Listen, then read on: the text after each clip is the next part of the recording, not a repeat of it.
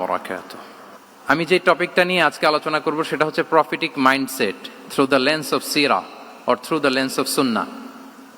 রাসূল সাল্লাল্লাহু আলাইহি ওয়াসাল্লাম ওনার মাইন্ডসেট কেমন ছিল? মাইন্ডসেট শব্দটার সাথে আমরা মোটামুটি পরিচিত না, সবাইকে বলেন মাইন্ডসেট মানে কি? মনস্তত্ত্ব, তাই তো? মানুষের মেন্টাল অ্যাটিটিউড, সে যেভাবে ভাবে, যেভাবে চিন্তা করে, একটা মানুষ তার চারপাশের জগৎটাকে যেভাবে দেখে, যেভাবে ভাবে, যেভাবে চিন্তা করে এবং যেভাবে সে সিদ্ধান্ত নেয়, এটাকে বলে তার mindset, the way of thinking. তো রাসূলুল্লাহ সাল্লাল্লাহু আলাইহি ওয়া আলিহি ওয়াসাল্লামের মাইন্ডসেট কেমন ছিল?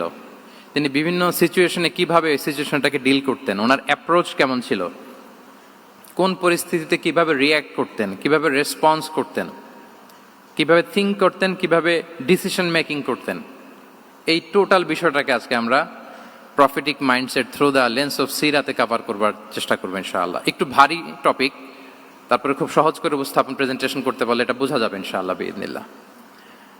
তাহলে আমি প্রায়ই রাসূল সাল্লাল্লাহু আলাইহি ওয়াসাল্লামের মাইন্ডসেট বোঝানোর জন্য সিরাতে ঢুকে যাব, মানে রাসূল সাল্লাল্লাহু আলাইহি ওয়াসাল্লামের আসিরা আল আতেরা আল মুবারাকা, ওনার বায়োগ্রাফিতে প্রবেশ করব এবং সেখান থেকে রেফারেন্সগুলো শেয়ার করব আপনাদের সাথে, এবং সুন্নাহ থেকে রেফারেন্স শেয়ার করব, যাতে করে আমাদের কাছে ক্লিয়ার হয় যে ওনার মাইন্ডসেটটা কেমন, দৃষ্টিভঙ্গি কেমন। আমরা অনেকে বলি না যে দৃষ্টিভঙ্গি বদলান তো জীবন বদলে যাবে, এটা বলি না আমরা?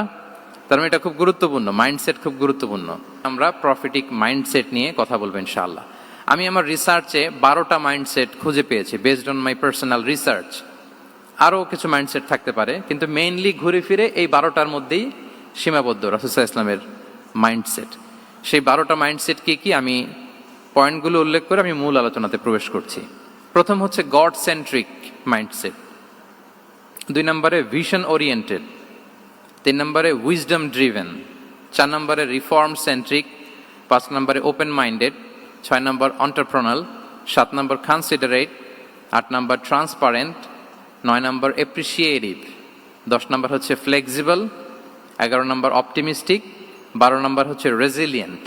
বেসড অন মাই রিসার্চ, আমার ক্ষুদ্র গবেষণায় আমি খুঁজে পেয়েছি যে রাসূল সাল্লাল্লাহু আলাইহি ওয়াসাল্লাম এই ধরনের মানসিকতার অধিকারী ছিলেন, এই অ্যাপ্রোচের অধিকারী ছিলেন। প্রথম যেই মাইন্ডসেটটা নিয়ে আমরা আলোচনা করব সেটা হচ্ছে গড সেন্ট্রিক মাইন্ডসেট বা আল্লাহ সেন্ট্রিক মাইন্ডসেট। অর্থাৎ রাসূল সাল্লাল্লাহু আলাইহি ওয়াসাল্লাম যে কোনো কাজে তিনি আল্লাহ তাআলাকে ফিল করতেন, সব কিছু ছিল আল্লাহ তাআলা কেন্দ্রিক। যাই তিনি করতেন না কেন, একজন মহান সত্তার সন্তুষ্টির জন্যই তিনি সেটা করতেন। তিনি কে? আওয়াজ করে বলুন, তিনি কে? আল্লাহ সুবহানাহু ওয়া তাআলা। তার সন্তুষ্টির জন্যই তিনি সব কিছু করতেন এবং সব সময় তিনি এটা ফিল করতেন যে আমার আসল ভরসা স্থল হচ্ছে আল্লাহ তাআলা। আসল ভরসা স্থল কে? আল্লাহ তাআলা। এবং আল্লাহকেই তিনি ওনার নিজের অভিভাবক হিসেবে সব সময় চিন্তা করতেন।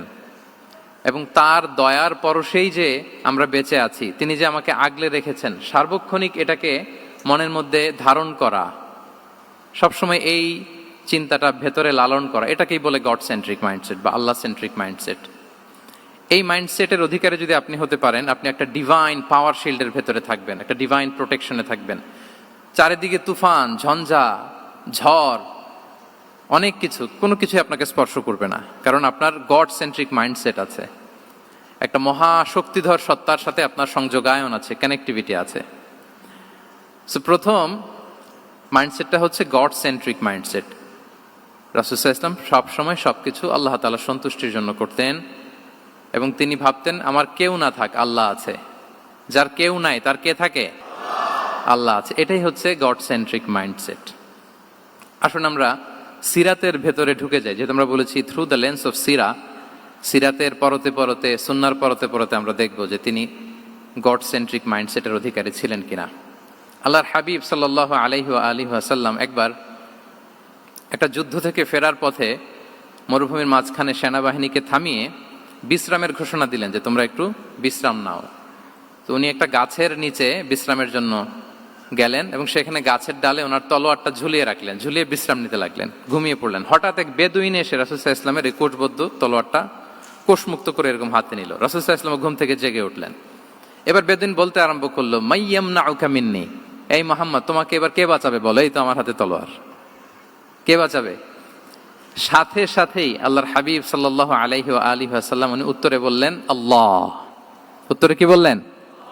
কোনো চিন্তা ভাবনা নাই যে ওরে আঘাত করা যায় কিনা পাল্টা, বা কোনোভাবে ওর কনফিডেন্স ডাউন করা যায় কিনা, এদিক সেদিক কারো সাপোর্ট চাওয়া যায় কিনা, কোনো দিকে না তাকিয়ে কি বললেন? আল্লাহ। সব সময় তিনি আল্লাহ কেন্দ্রিক ছিলেন।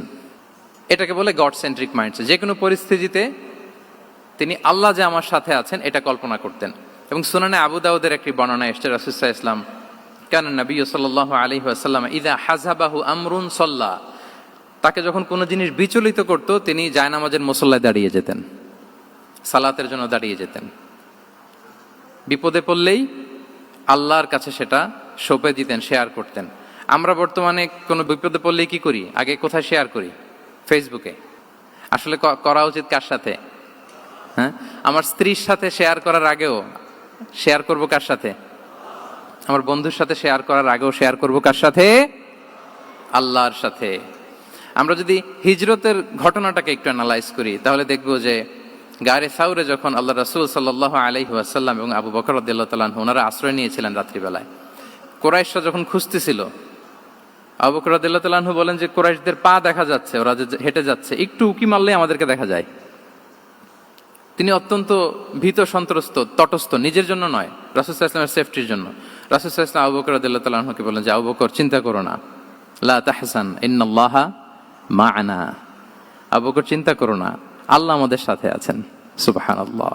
আমাদের সাথে কে আছেন? আল্লাহ আমাদের সাথে আছেন। এটা হচ্ছে গড সেন্ট্রিক মাইন্ডসেটের উদাহরণ। আপনার মনকে বুঝাতে হবে যে আল্লাহ আমার সাথে আছে। মনকে তুমি বুঝিয়ে বলো আল্লাহ আছে আমার সাথে। এই বাক্যটা মুখস্থ করা যাবে? মনকে তুমি বুঝিয়ে বলো আল্লাহ আছেন আমার সাথে। আপনার পুরো জীবনের সব কাজের সাথে যদি এই বাক্যটাকে মিলিয়ে ফেলতে পারেন দেখবেন যে কোনো কিছুই আপনার ক্ষতি করতে পারতেছে না। এটাকে বলে গড সেন্ট্রিক মাইন্ডসেট। আল্লাহ আমার সাথে আছেন, কেউ নাই কিন্তু আল্লাহ তাআলা আমার সাথে আছেন।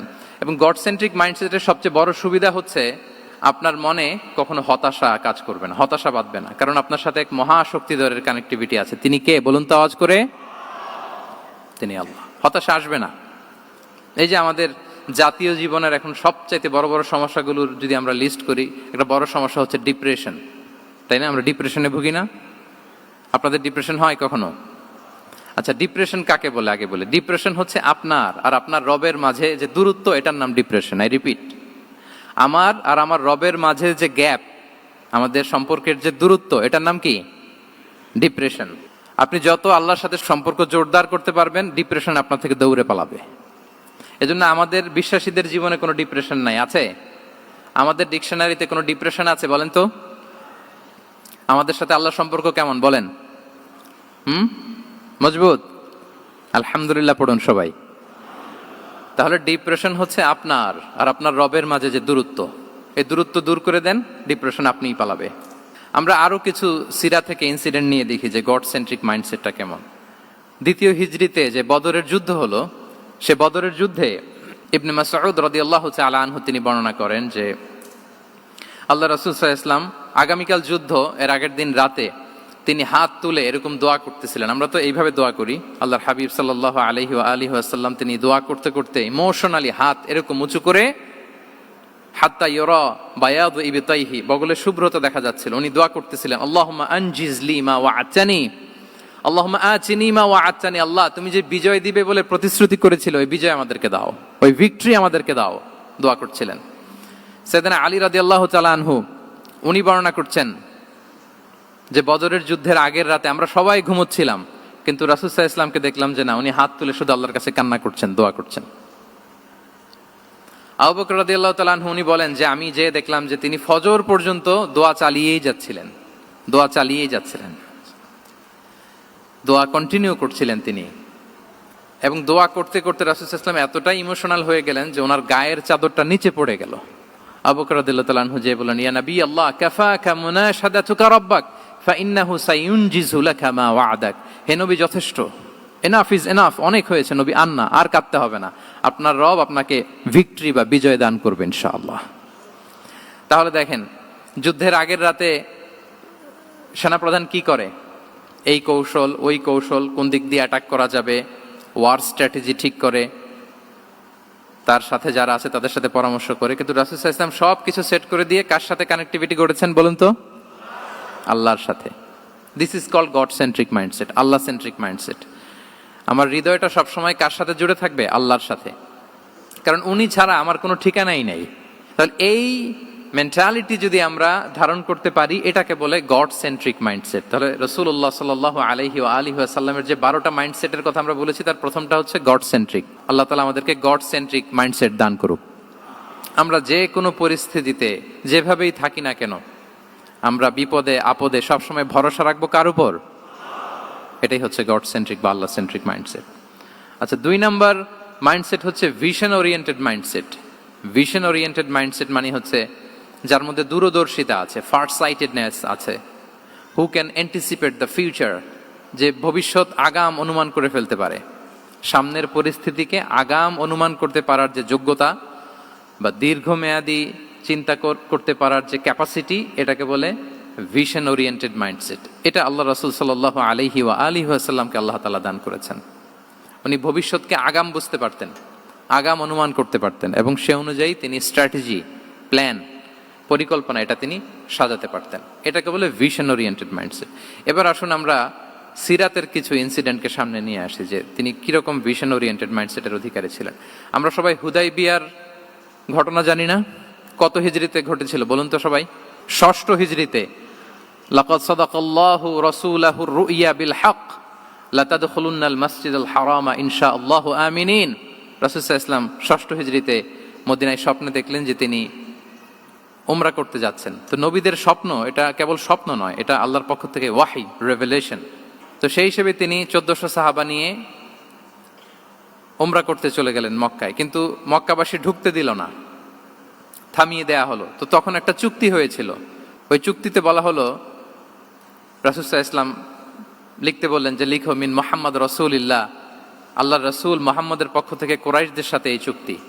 কুরাইশরা আপত্তি করলো যে না, শুধু মুহাম্মদ লেখা যাবে, রাসূলুল্লাহ লেখা যাবে না, কারণ তুমি যে রাসূলুল্লাহ, আল্লাহর রাসূল, এটা যদি আমরা মেনে নেই তাহলে তোমার সাথে আর আমাদের দ্বন্দ্ব কিসের, আমরা তো ভাই ভাই হয়ে গেলাম, রাসূলুল্লাহ কাটো। সাহাবারা কেউ রাজি হয় না, বিশেষ করে ওমরে ফারুক রাদিয়াল্লাহু তাআলা, উনি রাজি হয় না, না না এটা কাটা যাবে না। রাসূল সাল্লাল্লাহু আলাইহি ওয়াসাল্লাম অনেক বলে কয়ে বুঝালেন যে না, দীর্ঘমেয়াদী চিন্তা করতে গেলে আমাদের এখন একটা শান্তি চুক্তির দরকার আছে, যাতে করে আমরা আমাদের গ্লোবাল নেভিগেশন সিস্টেম, দাওয়া সিস্টেমকে আরো স্ট্রং করতে পারি। অনেক বলে কয়ে রাসূলুল্লাহ কাটা হলো। এরপর তারা বলে চুক্তিতে লিখো যে এই বছর উমরা করতে দেয়া হবে না, এই বছর ফিরে যাবেন আপনারা সবাই। এটাও সাহাবারা রাজি হয় না, আল্লাহ রাসূল সাল্লাল্লাহু আলাইহি ওয়াসাল্লাম রাজি হলেন। আবার আরেকটা ক্লোজে লেখা হলো যে আগামী বছর আসলেও 3 দিনের বেশি থাকা যাবে না, সেটাও রাজি হয়ে গেল রাসূল সাল্লাল্লাহু আলাইহি ওয়াসাল্লাম, সাহাবারা রাজি হচ্ছেন না। এরপর মক্কা থেকে কোনো লোক মদিনায় গেলে মদিনাবাসী তাকে রাখতে পারবে না, ফেরত দিতে হবে। কিন্তু মদিনা থেকে কোনো লোক মক্কায় আসলে মক্কাবাসী তাকে ফেরত দিতে বাধ্য থাকবে না। দেখেন, একটার পর একটা মুসলমানদের বিরুদ্ধে সব ক্লোজ যাচ্ছে, কোন সাহাবীরাই রাজি হচ্ছেন না। কিন্তু আল্লাহ রাসূল সাল্লাল্লাহু আলাইহি ওয়া আলিহি ওয়াসাল্লাম তিনি বললেন যে না, লিখো লিখো। ওমরে ফারুক রাদিয়াল্লাহু তাআলা আনহু এতটাই রাগান্বিত হলেন, তিনি প্রশ্ন করলেন, ইয়া রাসূলুল্লাহ, আলাইসা আনতা নাবিয়্যুন হক, আপনি এই যে কম্প্রোমাইজের পর কম্প্রোমাইজ করে যাচ্ছেন, আপনি কি সত্য নবী নন, সত্য রাসূল নন? আলাসনা আলা দীনিন হক, আমরা কি সত্যের উপর প্রতিষ্ঠিত নই? আলাইসাল কুরআনু কিতাবুন হক, তো সব যদি সত্য হয় আপনি কেন এগুলো মানছেন? রাসূল সাল্লাল্লাহু আলাইহি ওয়াসাল্লাম বললেন যে ওমর, তুমি বাদ সেদো না, মেনে নাও। মেনে নিলেন, এবং এই মেনে নেওয়াটাকে আল্লাহ ভিক্টরি বলে ঘোষণা দিলেন, বিজয় বলে। আল্লাহু আকবার। ইন্না ফাতাহনা লাকা ফাতহাম মুবিনা। এবং হুদাইবিয়ার এই সন্ধি থেকেই বেসিকলি মক্কা বিজয় ওইদিকে ত্বরান্বিত হয়েছে গতি প্রবাহটা। কারণ রাসূল সাল্লাল্লাহু আলাইহি ওয়াসাল্লাম অনেক দূর দেখেছেন, সাহাবারাই সামনের কিছু বিষয়ে তারা খেয়াল করছেন, কিন্তু রাসূলুল্লাহ সাল্লাল্লাহু আলাইহি ওয়া আলিহি ওয়াসাল্লাম তিনি অনেক দূর দেখতে পাচ্ছেন। আচ্ছা বলেন, 3 তলার উপর থেকে একজন একটা ভিউ দেখতে পায়, আর 30 তলা উপর থেকে আরেকজন একটা কন্ডোমিনিয়ামের উপর থেকে একটা পানোরামিক ভিউ দেখতে পায়, দুইজনের ভিউ দেখা কি একরকম হয়? বলেন, একরকম হবে? কখনোই হবে না। তাহলে 30 তলার উপর থেকে যিনি দেখবে তিনি একটা পানোরামিক ভিউ দেখবে, দ্য টোটাল সিনারিও তার কাছে ক্রিস্টাল ক্লিয়ার হবে, যেটা সাহাবা রিদওয়ানুল্লাহি তাআলা আলাইহিম আজমাইন ওনাদের কাছে ক্লিয়ার ছিল না। এবং ঠিকই এই যে এটা তো বেশি দিন স্থায়ীও হয়নি, 6ষ্ঠ হিজরি থেকে 8ম হিজরি, মাত্র 3 বছরের ব্যবধানে রাসূল সাল্লাল্লাহু আলাইহি ওয়াসাল্লাম যত রিজিওনাল সুপার পাওয়ার ছিল, ওয়ার্ল্ড সুপার পাওয়ার ছিল, পার্সিয়ান এম্পায়ার, তারপর Roman empire, Byzantine empire, Egyptian empire, সব এম্পায়ারদের কাছে চিঠি পাঠিয়েছেন, সালামুন আলা মান ইত্তাবা আল হুদা আসলিম তাসলাম। এবং ইসলামের এক্সপান্ড হয়েছে। ওনার গ্লোবাল নেভিগেশন সিস্টেম উনি চালু করেছেন। এর কারণ কি? উনি ছিলেন ভিশন ওরিয়েন্টেড মাইন্ডসেটের অধিকারী, দূরদর্শী, অনেক দূর দেখতে পেতেন, অনেক দূর তিনি দেখতে পেতেন, দীর্ঘমেয়াদী তিনি পরিকল্পনা করতে পারতেন। এটা হচ্ছে ভিশন ওরিয়েন্টেড মাইন্ডসেট যারা হয় তাদের ক্যারেক্টারিস্টিক্স বা ফিচার। আরো একটা উদাহরণ দেই। আপনারা কি বলতে পারেন আবিসিনিয়াতে নবুয়তি কত সালে সাহাবারা হিজরতে গিয়েছিল? বলতে পারবেন কেউ? হ্যাঁ, নবুয়তি কত সালে?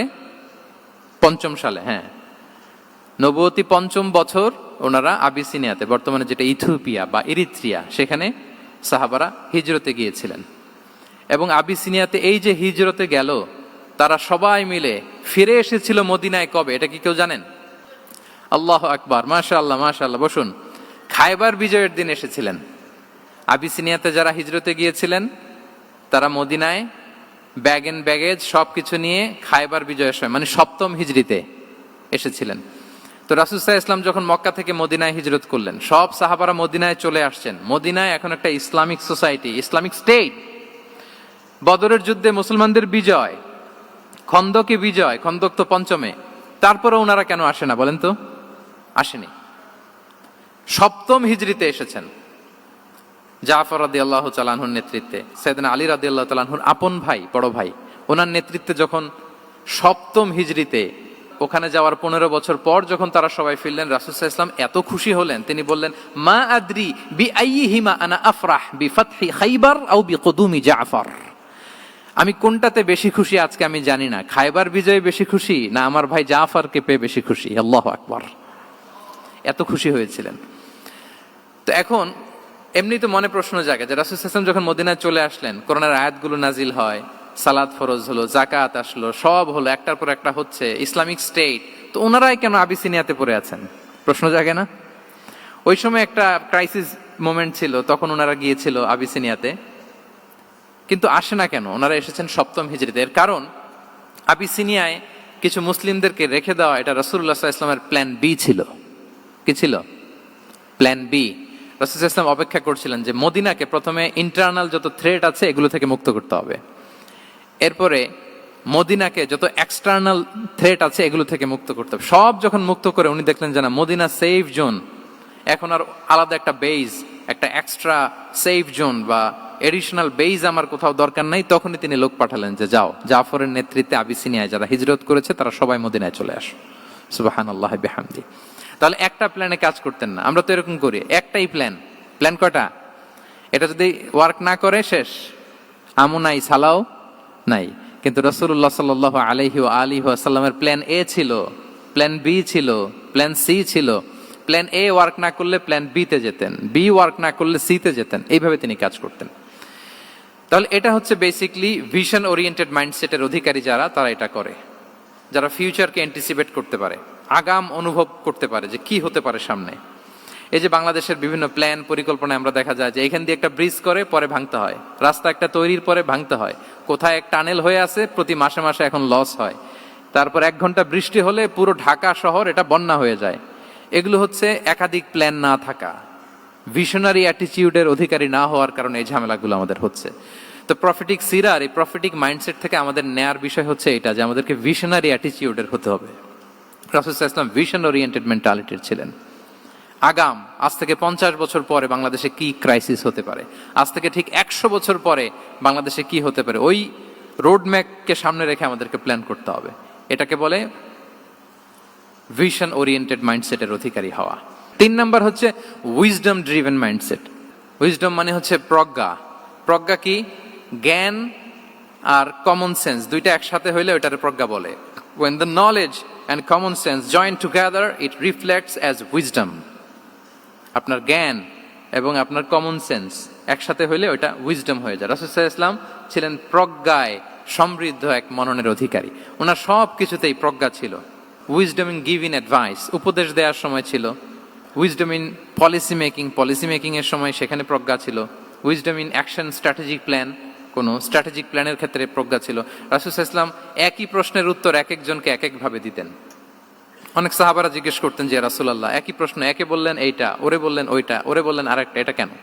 তো রাসূল সাল্লাল্লাহু আলাইহি ওয়াসাল্লাম বললেন যে আমি জানি ওর কিসে ঘাটতি, আমি জানি ওর কি প্রয়োজন, আমি জানি ওকে কোন নাসিহাটা দিলে কাজ করবে, ফলে এক একজনকে আমি এক একভাবে ক্লারিফাই করেছি। আল্লাহু আকবার। This is called wisdom. আচ্ছা, উইজডম, রাসূল সাল্লাল্লাহু আলাইহি ওয়াসাল্লাম যে উইজডম ড্রিভেন মাইন্ডসেটের অধিকারী ছিলেন, এটার কয়েকটা এক্সাম্পল আমরা সিরাত থেকে দেখি। মক্কা বিজয় হয়েছে কত হিজরিতে? অষ্টম হিজরিতে যখন মক্কা বিজয় হলো, তখন রাসূল সাল্লাল্লাহু আলাইহি ওয়াসাল্লাম আম্মাজান আয়েশার সাথে গল্প করছিলেন আর বলছিলেন, আয়েশা, লাউলা হাদাসাতু আহদি কওমিকা বিল কুফরি লানাকাতুল কাবাতা ওয়ালা জাআলতুহা আলা আসাসি ইব্রাহিম।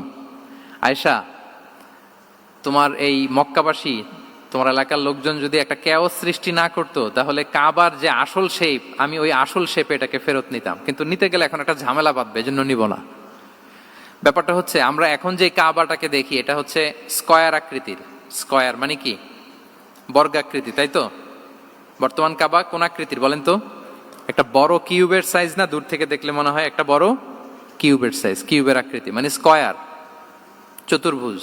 কিন্তু সাইয়েদানা ইব্রাহিম আলাইহিস সালাম যে কাবা নির্মাণ করেছিলেন, এটা কিন্তু এরকম কিউব ছিল না, ওইটা ছিল রেক্ট্যাঙ্গেল। রেক্ট্যাঙ্গেল ছিল, মানে আয়তাকৃতির ছিল, এরকম লম্বা। এই যে এই টেবিলটা যেরকম, টেবিলের যে শেপ এরকম ছিল, এরকম লম্বা কাবাঘর ছিল আয়তাকৃতির। কিন্তু এখন এটা কমে স্কয়ার আকৃতির হয়ে গেছে।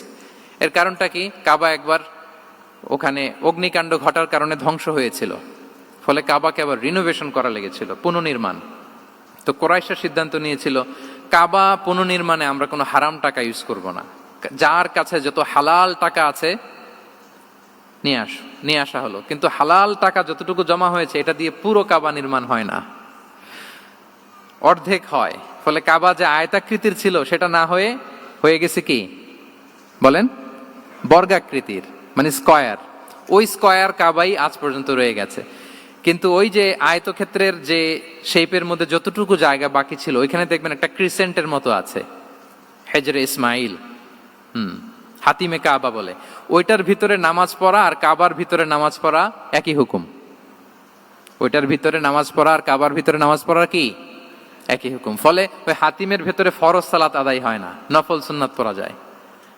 এমনকি কাবার ভেতরেও ফরজ সালাত আদায় করলে আদায় হবে না, কারণ নামাজের ফরজের মধ্যে একটা ফরজ হচ্ছে ইলা জিহাতিল কাবা, টু দ্য ডাইরেকশন অফ কেবলা। আপনার কেবলা মুখী হইতে হবে না। আপনি তো কাবার ভিতরে ঢুকে গেছেন, এখন কাবা কোন দিকে? কাবা তো নাই, বের হইতে হবে। বের হয়ে কাবা মুখী হলে সালাত হবে।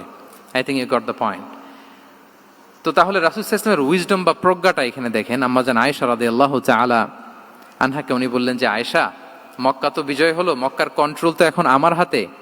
চাইলে আমি কাবাকে ভেঙে সেই ইব্রাহিম আলাইহিস সালামের যে বেইজ, এরকম লম্বা করে শেপ দিতে পারি, কিন্তু দিব না।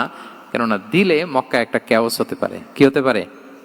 কারণ তারা একেবারে ভেরি রিসেন্ট মুসলমান হয়েছে, তারা না বুঝেই বলবে যে সেই আদি কাবা, মোহাম্মদ এই কাবার অপমান করেছে, কাবাকে ভুলুণ্ঠিত করেছে, সম্মানকে নষ্ট করেছে, এরকম একটা কোশ্চেন রাইজ করতে পারে। এই জন্য আমি করলাম না। সুবহানাল্লাহ। This is called wisdom. এটাকে কি বলে? প্রজ্ঞা। এটাকে প্রজ্ঞা বলে। তাহলে আপনার জ্ঞান এবং আপনার কমন সেন্স দুইটা যখন কানেক্ট করে, তখন সেটা প্রজ্ঞা হয়। প্রজ্ঞার আরেকটা উদাহরণ যদি দেই সিরাত থেকে, রাসূল সাল্লাল্লাহু আলাইহি ওয়াসাল্লামের যে কনফ্লিক্ট রিজলভিং ক্যাপাসিটি ছিল, যখন কাবাকে পুনর্নির্মাণ করা হচ্ছে, তখন হাজরে আসওয়াদকে বের করা লেগেছিল, এবং রিনোভেশন শেষে আবার হাজরে আসওয়াদকে তার জায়গা মতো, মানে ব্ল্যাক স্টোন, যেটাতে চুমু দিলে মানুষের গুনাহ মাফ হয়ে যায়, হাজরে আসওয়াদ, চিনতে পেরেছেন না?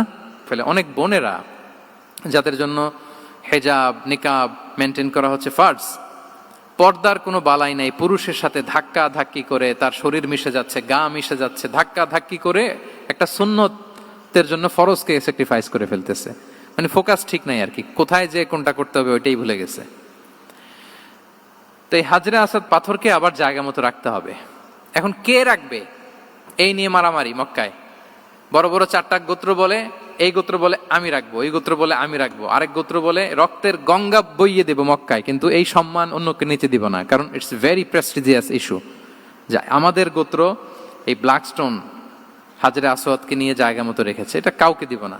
তো সবাই যখন মারমুখী, তখন আল্লাহ রাসূল সাল্লাল্লাহু আলাইহি ওয়া আলিহি ওয়াসাল্লাম তিনি সমাধান দিলেন যে মারামারির দরকার নাই, একটা চাদর নিয়ে আসো। নিয়ে আসা হলো। 4 গোত্রের 4 লিডারকে বললেন, চাদরের 4 কোনা ধরো। চারজন চার কোণা ধরলো, রাসূল সাল্লাল্লাহু আলাইহি ওয়াসাল্লাম তিনি পাথরটা নিয়ে মাঝখানে রাখলেন। এবার চার নেতাকে বললো, আসো, জাতীয় চার নেতা চলে আসো, কাবার সামনে চলে আসলো। এরপরে আল্লাহ রাসূল সাল্লাল্লাহু আলাইহি ওয়াসাল্লাম ওনার মোবারক হাত দিয়ে, বরকতময় হাত দিয়ে হাজরা আসওয়াদকে নিয়ে নিজ হাতে রাখলেন। এবার সবাই হ্যাপি, কারণ অংশগ্রহণ করতে পারছে। আসলে মূল স্ট্যাটাস কিন্তু চলে গেছে রাসূলের দিকে, নাকি? ওরা তো এটা টাচও করতে পারে নাই, পারছে? ওরা চাদর ধরেই হ্যাপি, কিন্তু পাথরটা ধরেছিল কে?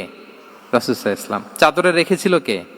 রাসূল সাল্লাল্লাহু আলাইহি ওয়াসাল্লাম। চাদর থেকে নিয়ে আবার কাবা ঘরে সেট করেছিল কে? রাসূলুল্লাহ সাল্লাল্লাহু আলাইহি ওয়া আলিহি ওয়াসাল্লাম। এভাবে উনি কনফ্লিক্ট রিজলভ করতেন থ্রু হিজ উইজডম, ওনার প্রজ্ঞার মধ্য দিয়ে। আমরা যদি তায়েফের ঘটনা দেখি, রক্তাক্ত হয়েছেন, পাহাড়রক্ষী ফেরেশতারা এসে বলেছে, রাসূলুল্লাহ জাস্ট অর্ডার করেন, আমরা কলাপস করব এমন ভাবে the entire Taif city will be collapsed, একেবারে স্ম্যাশ করে দিব, পাউডার হয়ে যাবে।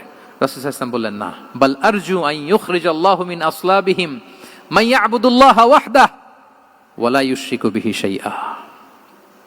তিনি বললেন, না, ওদেরকে ধ্বংস করে দিও না, ওদেরকে ধ্বংস করলে লা ইলাহা পড়বে কে?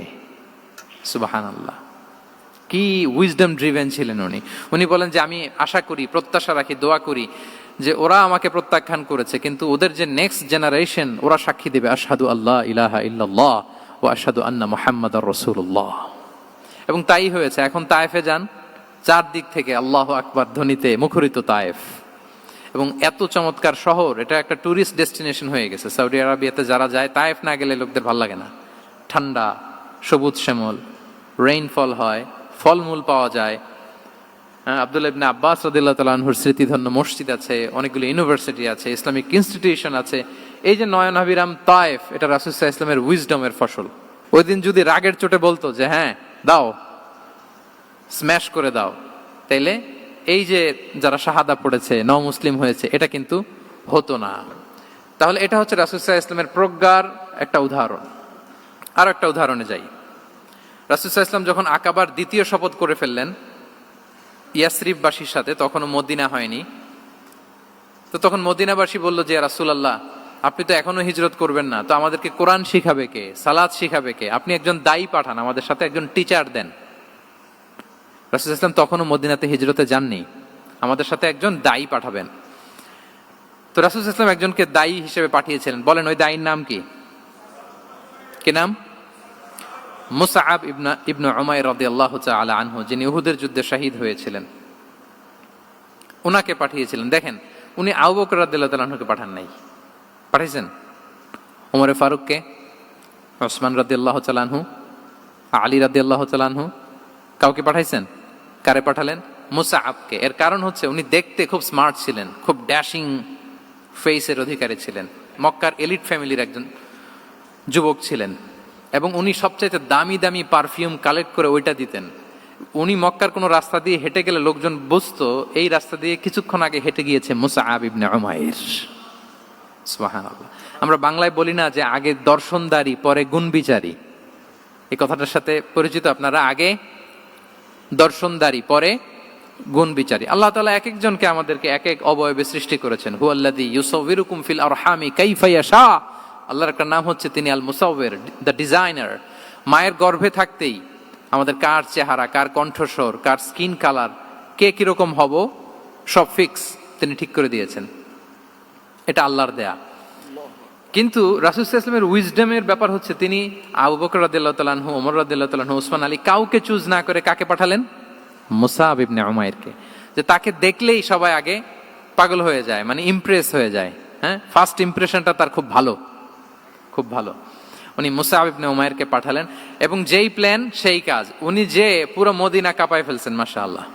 মদিনার ঘরে ঘরে উনি ইসলামের বার্তা পৌঁছে দিয়েছেন, এবং স্বয়ং রাসূলুল্লাহ সাল্লাল্লাহু আলাইহি ওয়াসাল্লামের আগে তিনি মদিনাতে জুমার নামাজ পড়েছিলেন।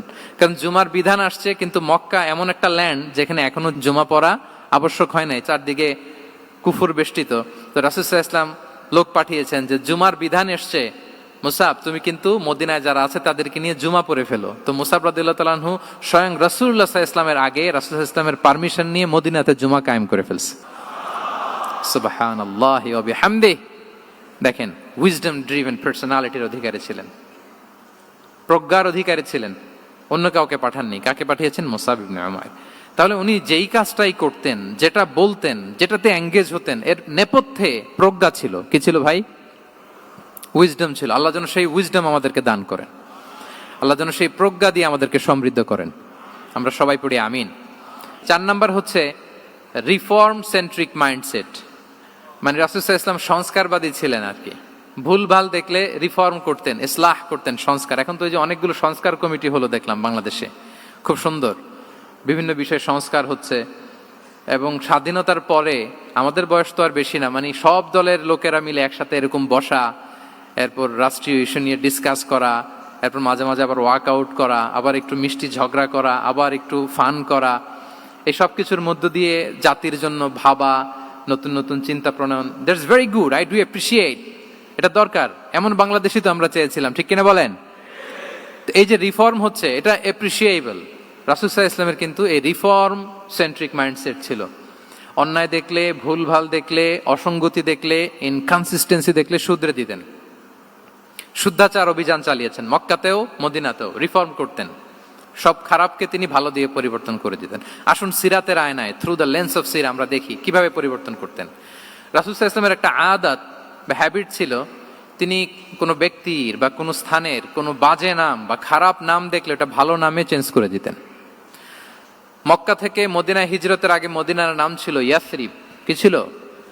ইয়াসরিব মানে হচ্ছে প্রতিশোধ বা নিন্দা বা ক্ষোভ বা ভর্ৎসনা, সবগুলোই খুব বাজে মিনিং ডিনোট করে। রাসূল সাল্লাল্লাহু আলাইহি ওয়াসাল্লাম বললেন, আমি যেই শহরে হিজরত করব এই শহরের নাম ক্ষোভ, এই শহরের নাম হিংসা, এটা হইতে পারে? বলেন।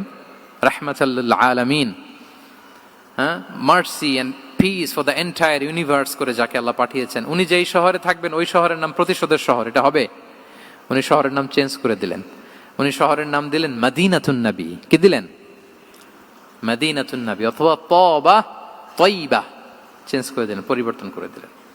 এক এলাকায় যে বিষ্ণু সাল্লাল্লাহু আলাইহি ওয়াসাল্লাম দেখলেন যে গাছপালা হয় না, উনি বললেন মাসমু হাযিহিল আরদ, এই জায়গার নাম কি? সবাই বলে ইসমুহা গাদেরা। গাদেরা মানে হচ্ছে মাকান লা নাবাতা ফিহি ওয়ালা শাজার, এমন জায়গা যেখানে ঘাস লতাপাতা কিছুই জন্মায় না। রাসূল সাল্লাল্লাহু আলাইহি ওয়াসাল্লাম বললেন, এই জন্যই তো ঘাস জন্মায় না, নাম তো রাখছো খুব বাজে একটা নাম। রাসূল সাল্লাল্লাহু আলাইহি ওয়াসাল্লাম বললেন, আজ থেকে এলাকার নাম গাদেরা নয়, এলাকার নাম আজকে থেকে খাদেরা। কি নাম? খাদেরা মানে কি বলেন? সবুজ, গ্রিন, এভারগ্রিন, সবুজ শ্যামল। এবং রাসূল সাল্লাল্লাহু আলাইহি ওয়াসাল্লাম যখন গ্রিন ল্যান্ড নাম দিয়ে দিলেন, এরপর থেকে সবুজ শ্যামল করে আল্লাহ জায়গাটাকে বরকতময় করে দিলেন। Changing names. এক সুন্দরী নারীকে বললেন মাসমুকি, কি নাম?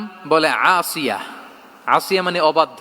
রাসূল সাল্লাল্লাহু আলাইহি ওয়াসাল্লাম বললেন, তুমি এত সুন্দরী, you are a beautiful lady, আর কি বাজে একটা নাম রেখেছো আসিয়া। তুমি আসিয়া কেন হবে? আজকে থেকে তোমার নাম জামিলা, মানে তুমি সুন্দরী, রূপবতী। সুবহানাল্লাহ, সুন্দর একটা নাম দিয়ে দিলেন। এক সাহাবীর নাম ছিল হাজান। হাজান মানে রাফ এন্ড টাফ, রুক্ষ। রাসূল সাল্লাল্লাহু আলাইহি ওয়াসাল্লাম বললেন, না, হাজান না, তোমার নাম আজকে থেকে সাহাল। কি নাম?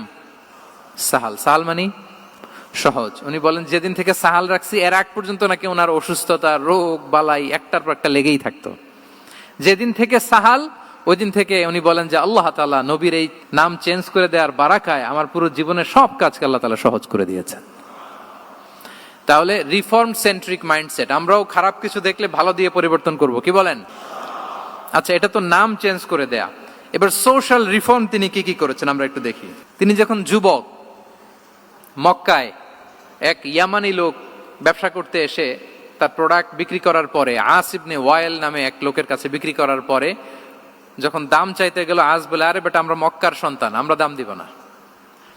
তো সে ভাবলো হয়তো আমার সাথে ঠাট্টা করেছে, হজের মৌসুম যাক, বেচাকেনা শেষ করে যাওয়ার পথে দামটা নিয়ে যাব।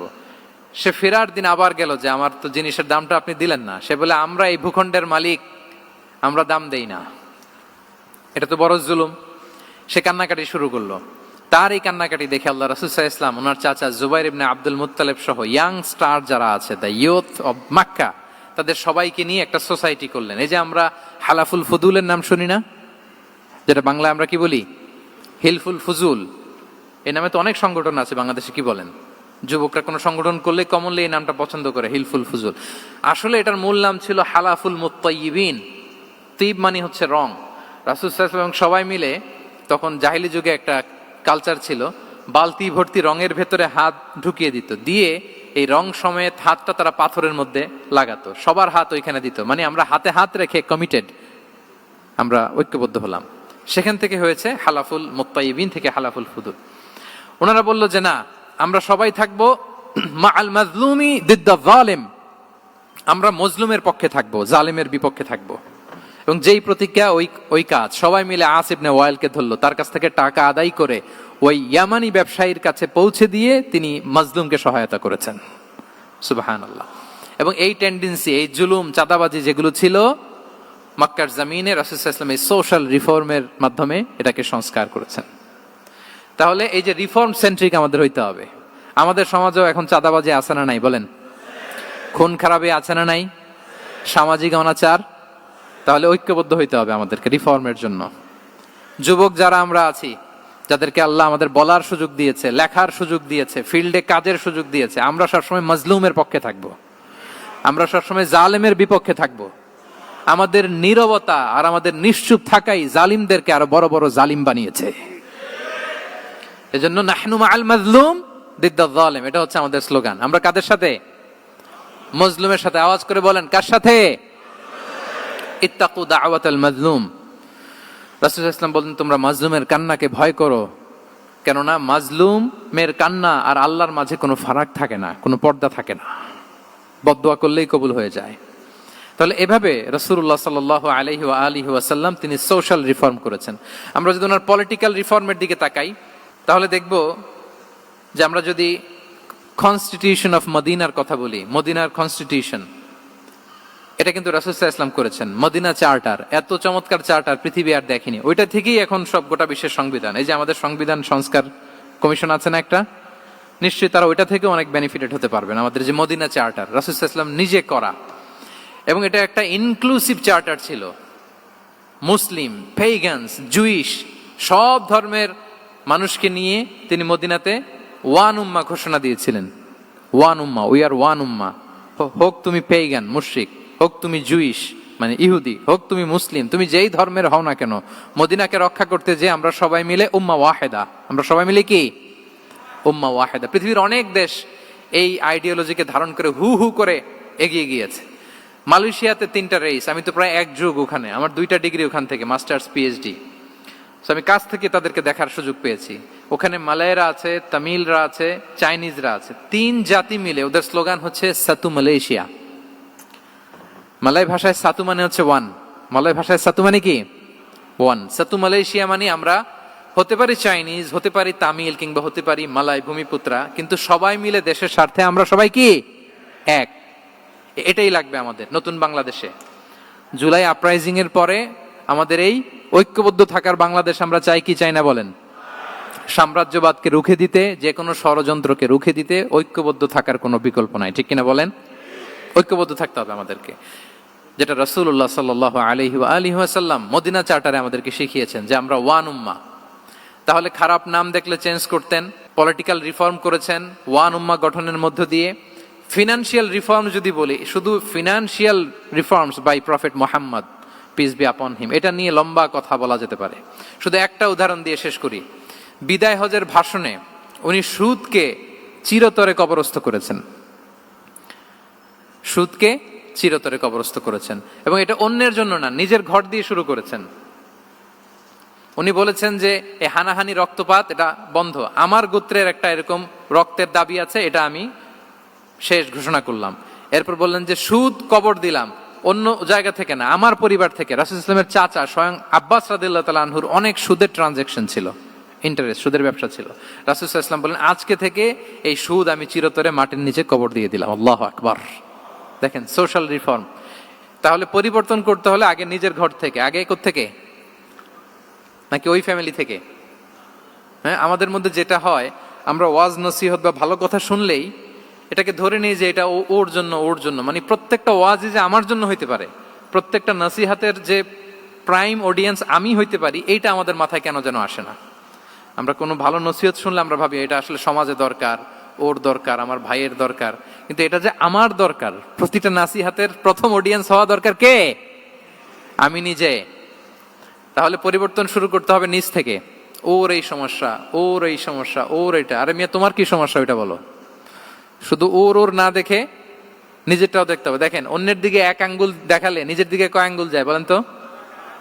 এই যে নিজের দিকে কিন্তু তিনটা। আমি যদি এরকম করি তা আমার দিকে আসে তিনটা। এজন্য নিজ থেকে, নিজের ফ্যামিলি থেকে আমরা সংস্কার শুরু করব। কি বলেন? ওমরে ফারুক রাদিয়াল্লাহু তাআলা আনহু যখন ফ্যামিলি মিটিং এ বসতেন, উনি ওনার সন্তানদেরকে বলতেন, শোনো, তোমরা খলিফাতুল মুসলিমিন, আমিরুল মুমিনিনের সন্তান। তোমাদের কোনো বাজে কাজ যদি সমাজে আসে, তোমাদের কোনো অন্যায় যদি আমার কানে আসে, অন্যের জন্য যা শাস্তি তোমাদের জন্য হবে ডবল শাস্তি। ওমরে ফারুক সন্তানদেরকে বলতেন, তোমরা যদি কোনো ভুল করো, একটা যদি হদ কায়েম করা লাগে এমন অন্যায় যদি করো, একটা হচ্ছে আল্লাহর দেয়া হদ, আর একটা হবে আমি উমরের দেয়া হদ। কারণ আমার মতো খলিফাতুল মুসলিমিনের সন্তান হয়ে পাপ তুমি কেন করলে? দেখেন অন্যের বাচ্চা কি করছে, অন্যের, আমাদের তো ওই মেয়েটার সমস্যা, ওনার ছেলের সমস্যা, এগুলো আমার ছেলের যে কি অবস্থা, আমার পরিবারের যে কি হালাত, আমার স্ত্রীর যে কি দশা, ওইটা নিয়ে আমরা ভ্রুক্ষেপ করি না বা চিন্তা করি না। তাহলে সম্মানিত সুধী মণ্ডলী, আমরা পরিবর্তন শুরু করবো কোত্থেকে? অন্যের বাড়িঘর থেকে নাকি? হ্যাঁ, কোত্থেকে? নিজ থেকে। আল্লাহ তাআলা আমাদেরকে তৌফিক দান করুক। 5 নম্বরে হচ্ছে ওপেন মাইন্ডেড। আমার প্রিয় নবী বলেন, ওপেন মাইন্ডেড ছিলেন না ন্যারো মাইন্ডেড? সবাই বলবেন, গ্যালারির সবাই আওয়াজ করে, তিনি ওপেন মাইন্ডেড না ন্যারো মাইন্ডেড ছিলেন? রাসূলুল্লাহ সাল্লাল্লাহু আলাইহি ওয়া আলিহি ওয়াসাল্লাম ওপেন মাইন্ডেড ছিলেন। যে কেউ ওনাকে অ্যাপ্রোচ করতেন পারতেন easily. He was very approachable. ছোট বড় আবাল বৃদ্ধ বনিতা ওনার সাথে কথা বলতে স্বাচ্ছন্দ্য বোধ করতো, ভয় পেত না। এজন্য সিরাতের পরতে পরতে দেখবেন এক শিশু এসে প্রশ্ন করে, নারী এসে প্রশ্ন করে, বৃদ্ধ এসে প্রশ্ন করে, বন্ধু এসে প্রশ্ন করে, শত্রু এসে কনভারসেশন করে, সবাই এসে ওনার সাথে কথা বলতে পারতো। সুবহানাল্লাহ। এবং এগুলো উনি অ্যাকোমোডেট করতে পারতেন। কি করতে পারতেন? অ্যাকোমোডেট করতেন। ছোট্ট একটা উদাহরণ দেই, আসির আল হালাবিয়া থেকে নেয়া একটা বিখ্যাত সিরাতের গ্রন্থ। বদরের যুদ্ধে রাসূল সাল্লাল্লাহু আলাইহি ওয়াসাল্লাম বদরের মাঠে সেনা ক্যাম্প স্থাপন করলেন। কি ক্যাম্প? সেনা ক্যাম্প স্থাপন করলেন। আল হুবাব ইবনুল মুনজির রাদিয়াল্লাহু তাআলা আনহু এক সাহাবী, উনি বললেন, ইয়া রাসূলুল্লাহ, এই যে সেনা শিবির যে এখানে স্থাপন করলেন, এটা কি আপনার নিজের ইচ্ছায় না আল্লাহর আদেশে? দেখেন, সেনাপতিরে কোনো সাধারণ সৈনিক এই প্রশ্ন করতে পারে? করলে চাকরি থাকবে? কিন্তু রাসূল সাল্লাল্লাহু আলাইহি ওয়াসাল্লামের কাছে সাহস নিয়ে আল হুবাব ইবনুল মুনজির বলে, ইয়া রাসূলুল্লাহ, এই যে সেনা শিবির স্থাপন করলেন, এটা কি আপনার ইচ্ছায় নাকি এটা ওয়াহী? রাসূল সাল্লাল্লাহু আলাইহি ওয়াসাল্লাম বললেন, না, এটা ওয়াহী না, এটা ওয়াহী না, বাল হুয়া রায়ু ওয়াল হারবু ওয়াল মাকিদা, না, এটা যুদ্ধের কৌশল হিসেবে আমি করেছি। আল হুবাব ইবনুল মুনজির বললেন, ইয়া রাসূলুল্লাহ, তাহলে সঠিক জায়গায় সেনা ক্যাম্প স্থাপন হয় নাই। রাসূলের দিকে তাকিয়ে বলতেছেন যে আপনি যেখানে করছেন ওখানে ঠিক হয় না ইয়া রাসূলুল্লাহ, আপনি অভয় দিলে আমি বলতে পারি কোথায় ঠিক হবে। রাসূল সাল্লাল্লাহু আলাইহি ওয়াসাল্লাম বললেন, তাই? আমি যেটা করছি এটা ঠিক হয় নাই, তাহলে কোনটা ঠিক বলো? উনি বললেন, ওই যে বদরে একটা কুয়া আছে যেখানে পানির ব্যবস্থা আছে, ওইটার সামনে ব্যারিকেড দিয়ে আমাদের শিবির করতে হবে। তাহলে আমরা বদরের কুয়া থেকে পানি খাইতে পারবো, সারাদিন পানি খাবো, আর কাফিররা যুদ্ধে তো মারা যাবে, পানির অভাবে মারা যাবে। সুবহানাল্লাহ পড়বেন না? রাসূল সাল্লাল্লাহু আলাইহি ওয়াসাল্লাম বললেন, আরে তাই তো, তুমি তো ঠিকই বলেছো, এভাবে তো আমি ভেবে দেখিনি। আবার তিনি অ্যানাউন্স করে দিলেন যে সেনা শিবির এখানে যেই তাবু টাঙানো হয়েছে এখান থেকে মুভ করে আল হুবাব যেখানে ইন্ডিকেট করেছে ঠিক ওই জায়গায় যে শিবির স্থাপন করো। তাহলে আওয়াজ করে বলুন, ওপেন মাইন্ডেড না ন্যারো মাইন্ডেড? আমরা অনেক সময় আমাদের অধীনস্থদের কথা শুনতে চাই না। অনেক সময় অধীনস্থদের মাথা থেকেও দারুণ দারুণ দুর্দান্ত আইডিয়া চলে আসতে পারে। ইগনোর করবেন না সব সময়, আপনি দেখবেন যে তার কাছ থেকে ভালো আইডিয়া এসছে কিনা। তাহলে রাসূল সাল্লাল্লাহু আলাইহি ওয়াসাল্লাম এটাকে ইগনোর না করে অ্যাকোমোডেট করলেন। সুবহানাল্লাহ। খন্দক যুদ্ধের কথা যদি দেখি, পরীক্ষা খননের অ্যাডভাইস কে দিয়েছিল? মক্কার কোন লোক? মদিনার? কে দিয়েছিল? সালমান আল ফারিসি। বাড়ি কোথায়? ইরান, পারস্য। হি ওয়াজ পার্সিয়ান বেসিক্যালি। তাহলে দেখেন, সেই পারস্য থেকে এসে বললেন যে এখানে পরীক্ষা খনন করলে ভালো হয়। 5.5 কিলোমিটার পরীক্ষা খনন করে ফেললেন। 4.5 মিটার প্রশস্ত, 3.5 মিটার হচ্ছে এটার ডেপথ। পুরো মদিনার সবাই মিলে এটা করে ফেললেন। তার মানে আমি সব বুঝি, আমি সব জানি, এই মেন্টালিটি থেকে আমাদের বেড়ে আসতে হবে। এটা হচ্ছে একটা ন্যারো মাইন্ডেড পার্সোনালিটির অধিকারী, যে আমি যেটা বলছি ওইটা, এটার পরে কোনো কথা নেই, এটা ভুল। বরং আমার টিমের মধ্যে থেকে যদি কোনো ভালো অপিনিয়ন আসে সেটা আমি রিভাইজ করব। কি বলেন, পারা যাবে না? তাহলে ওপেন মাইন্ডেড পার্সোনালিটি ছিলেন রাসূলুল্লাহ সাল্লাল্লাহু আলাইহি ওয়াসাল্লাম। 6 নম্বর মাইন্ডসেট হচ্ছে এন্টারপ্রেনাল মাইন্ডসেট। এন্টারপ্রেনাল, এখন তো এটা আপনারা সবাই খুব বেশি শোনেন, এন্টারপ্রেনারশিপ, এন্টারপ্রেনাল। এন্টারপ্রেনাল মাইন্ডসেট আসলে অনেক কিছুর সমন্বয় হয়। 1 নম্বর, যার প্রোঅ্যাক্টিভ অ্যাটিটিউড যাদের থাকে, solution focused, not problem focused. Problem সৃষ্টি হইলে ওইদিকে ফোকাস না করে কিভাবে সলিউশন করা যায় ওইদিকে ফোকাস করতেন। এরপর যে হিউম্যান রিসোর্সের ভালো ম্যানেজ করতে পারে, রিসোর্স কম কিন্তু to take the best out of this resource. অনেকে দেখবেন যে ছোট্ট জিনিসকে অর্গানাইজ করে এত সুন্দর প্রেজেন্টেশন করে, আবার অনেকের অনেক আছে কিন্তু সেটাকে প্রেজেন্ট করতে পারে না, এরকম আছে না নাই? রাসূল সাল্লাল্লাহু আলাইহি ওয়াসাল্লাম অল্প রিসোর্স দিয়ে অনেক বড় কিছু অ্যারেঞ্জ করতে পারতেন, সুবহানাল্লাহ। এবং he was a very good talent hunter. রাসূল সাল্লাল্লাহু আলাইহি ওয়াসাল্লাম একজন চৌকস ট্যালেন্ট হান্টার ছিলেন। He was a very good observer. সাহাবীদের কার কি ট্যালেন্ট এটা তিনি নোট করতেন। যার যে দক্ষতা তাকে তার ওই দক্ষতা দিয়ে ইসলামের সেবা করতে উৎসাহ দিতেন। যখনই কোনো প্রতিভাবান সাহাবীকে তিনি দেখেছেন, তিনি ইসলামের জন্য সেই প্রতিভাকে কাজে লাগানোর চেষ্টা করেছেন। একজনকে দিয়ে সবটা করেননি। আমাদের সমাজে এই একটা ভুল ধারণা আছে, আমরা অনেকে একজনের কাছ থেকে সব কামনা করি। একজন সব করতে পারে না, পারে? যারা পারেও কোনোটাই ভালোভাবে পারে না, সব পারে, একটু একটু পারে। তো রাসূল সাল্লাল্লাহু আলাইহি ওয়াসাল্লাম ট্যালেন্ট হান্টার ছিলেন, যার যেখানে ট্যালেন্ট তাকে ওই কাজে লাগাতেন। বলেন তো, খালিদ বিন ওয়ালিদ রাদিয়াল্লাহু তাআলা আনহুকে আল্লাহ রাসূল সাল্লাল্লাহু আলাইহি ওয়াসাল্লাম কি কাজে লাগিয়েছিলেন? অনেক পরে ইসলাম ধর্ম গ্রহণ করেছেন, কিন্তু যুদ্ধের অভিযানে পাঠিয়েছেন এবং পরবর্তীতে তিনি সেনাপ্রধান হয়েছিলেন মুসলিম ব্যাটালিয়নের। কারণ উনি ওয়ার স্ট্র্যাটেজি জানতেন। ওনার আক্রমণের কারণে তো উহুদের প্রান্তরে মুসলিমরা প্রায় নাস্তানাবুদ হওয়ার অবস্থা, তাই না? অনেক পরে আল্লাহ তাআলা ওনাকে ইসলামের জন্য কবুল করলেন। তাহলে উনি ওয়ার স্ট্র্যাটেজি জানতেন, ফলে রাসূল সাল্লাল্লাহু আলাইহি ওয়াসাল্লাম ওনাকে যুদ্ধের জন্য কাজে লাগিয়েছেন। তাহলে সবাইকে একটা দিলে হবে না, প্যারাসিটামল 3 বেলা সবার জন্য হবে নাকি যার যে রোগ সে অনুযায়ী প্রেসক্রিপশন? হ্যাঁ, খালিদ বিন ওয়ালিদ রাদিয়াল্লাহু তাআলা আনহু তিনি সমরবিদ ছিলেন, রণকৌশলী। ওনাকে বানিয়েছেন সেনাপ্রধান। আওয়াজ করে বলুন, কি প্রধান? উনি সেনাপ্রধান হয়েছিলেন। আচ্ছা, আপনারা হাসান বিন সাবিত রাদিয়াল্লাহু তাআলা আনহুর নাম শুনেছেন নিশ্চয়ই। ওনাকেও তো যুদ্ধের ময়দানে পাঠিয়েছেন না? ওনারা পাঠিয়েছেন। ওনারা দিয়ে কি করছেন বলেন?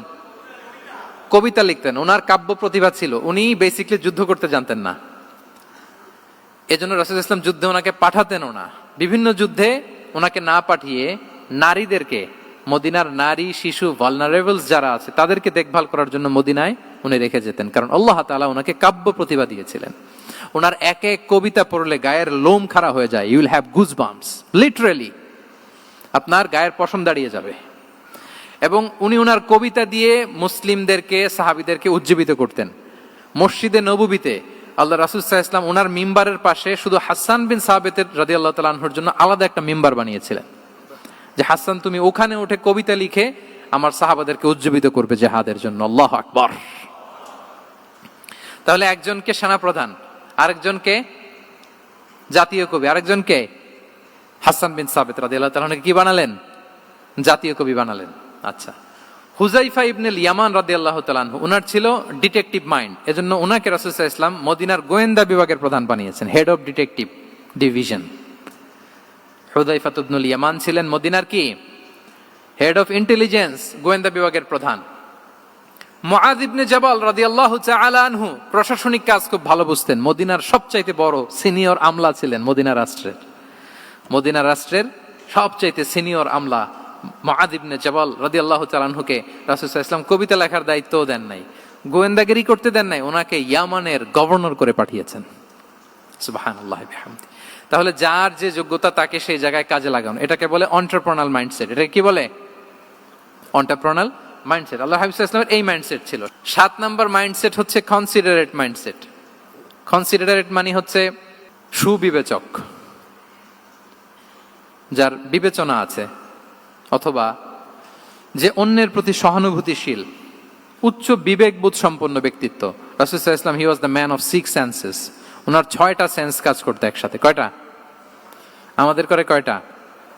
5টা তো আল্লাহ দিছে, অনেকের 3টাও কাজ করে না। কোন দিক দিয়ে কি হচ্ছে দিন দুনিয়ায় নাই, সে একেবারে অন্য জগতের মানুষ। কি হচ্ছে চোখ কান খোলা নাই, কিছু জানা নাই।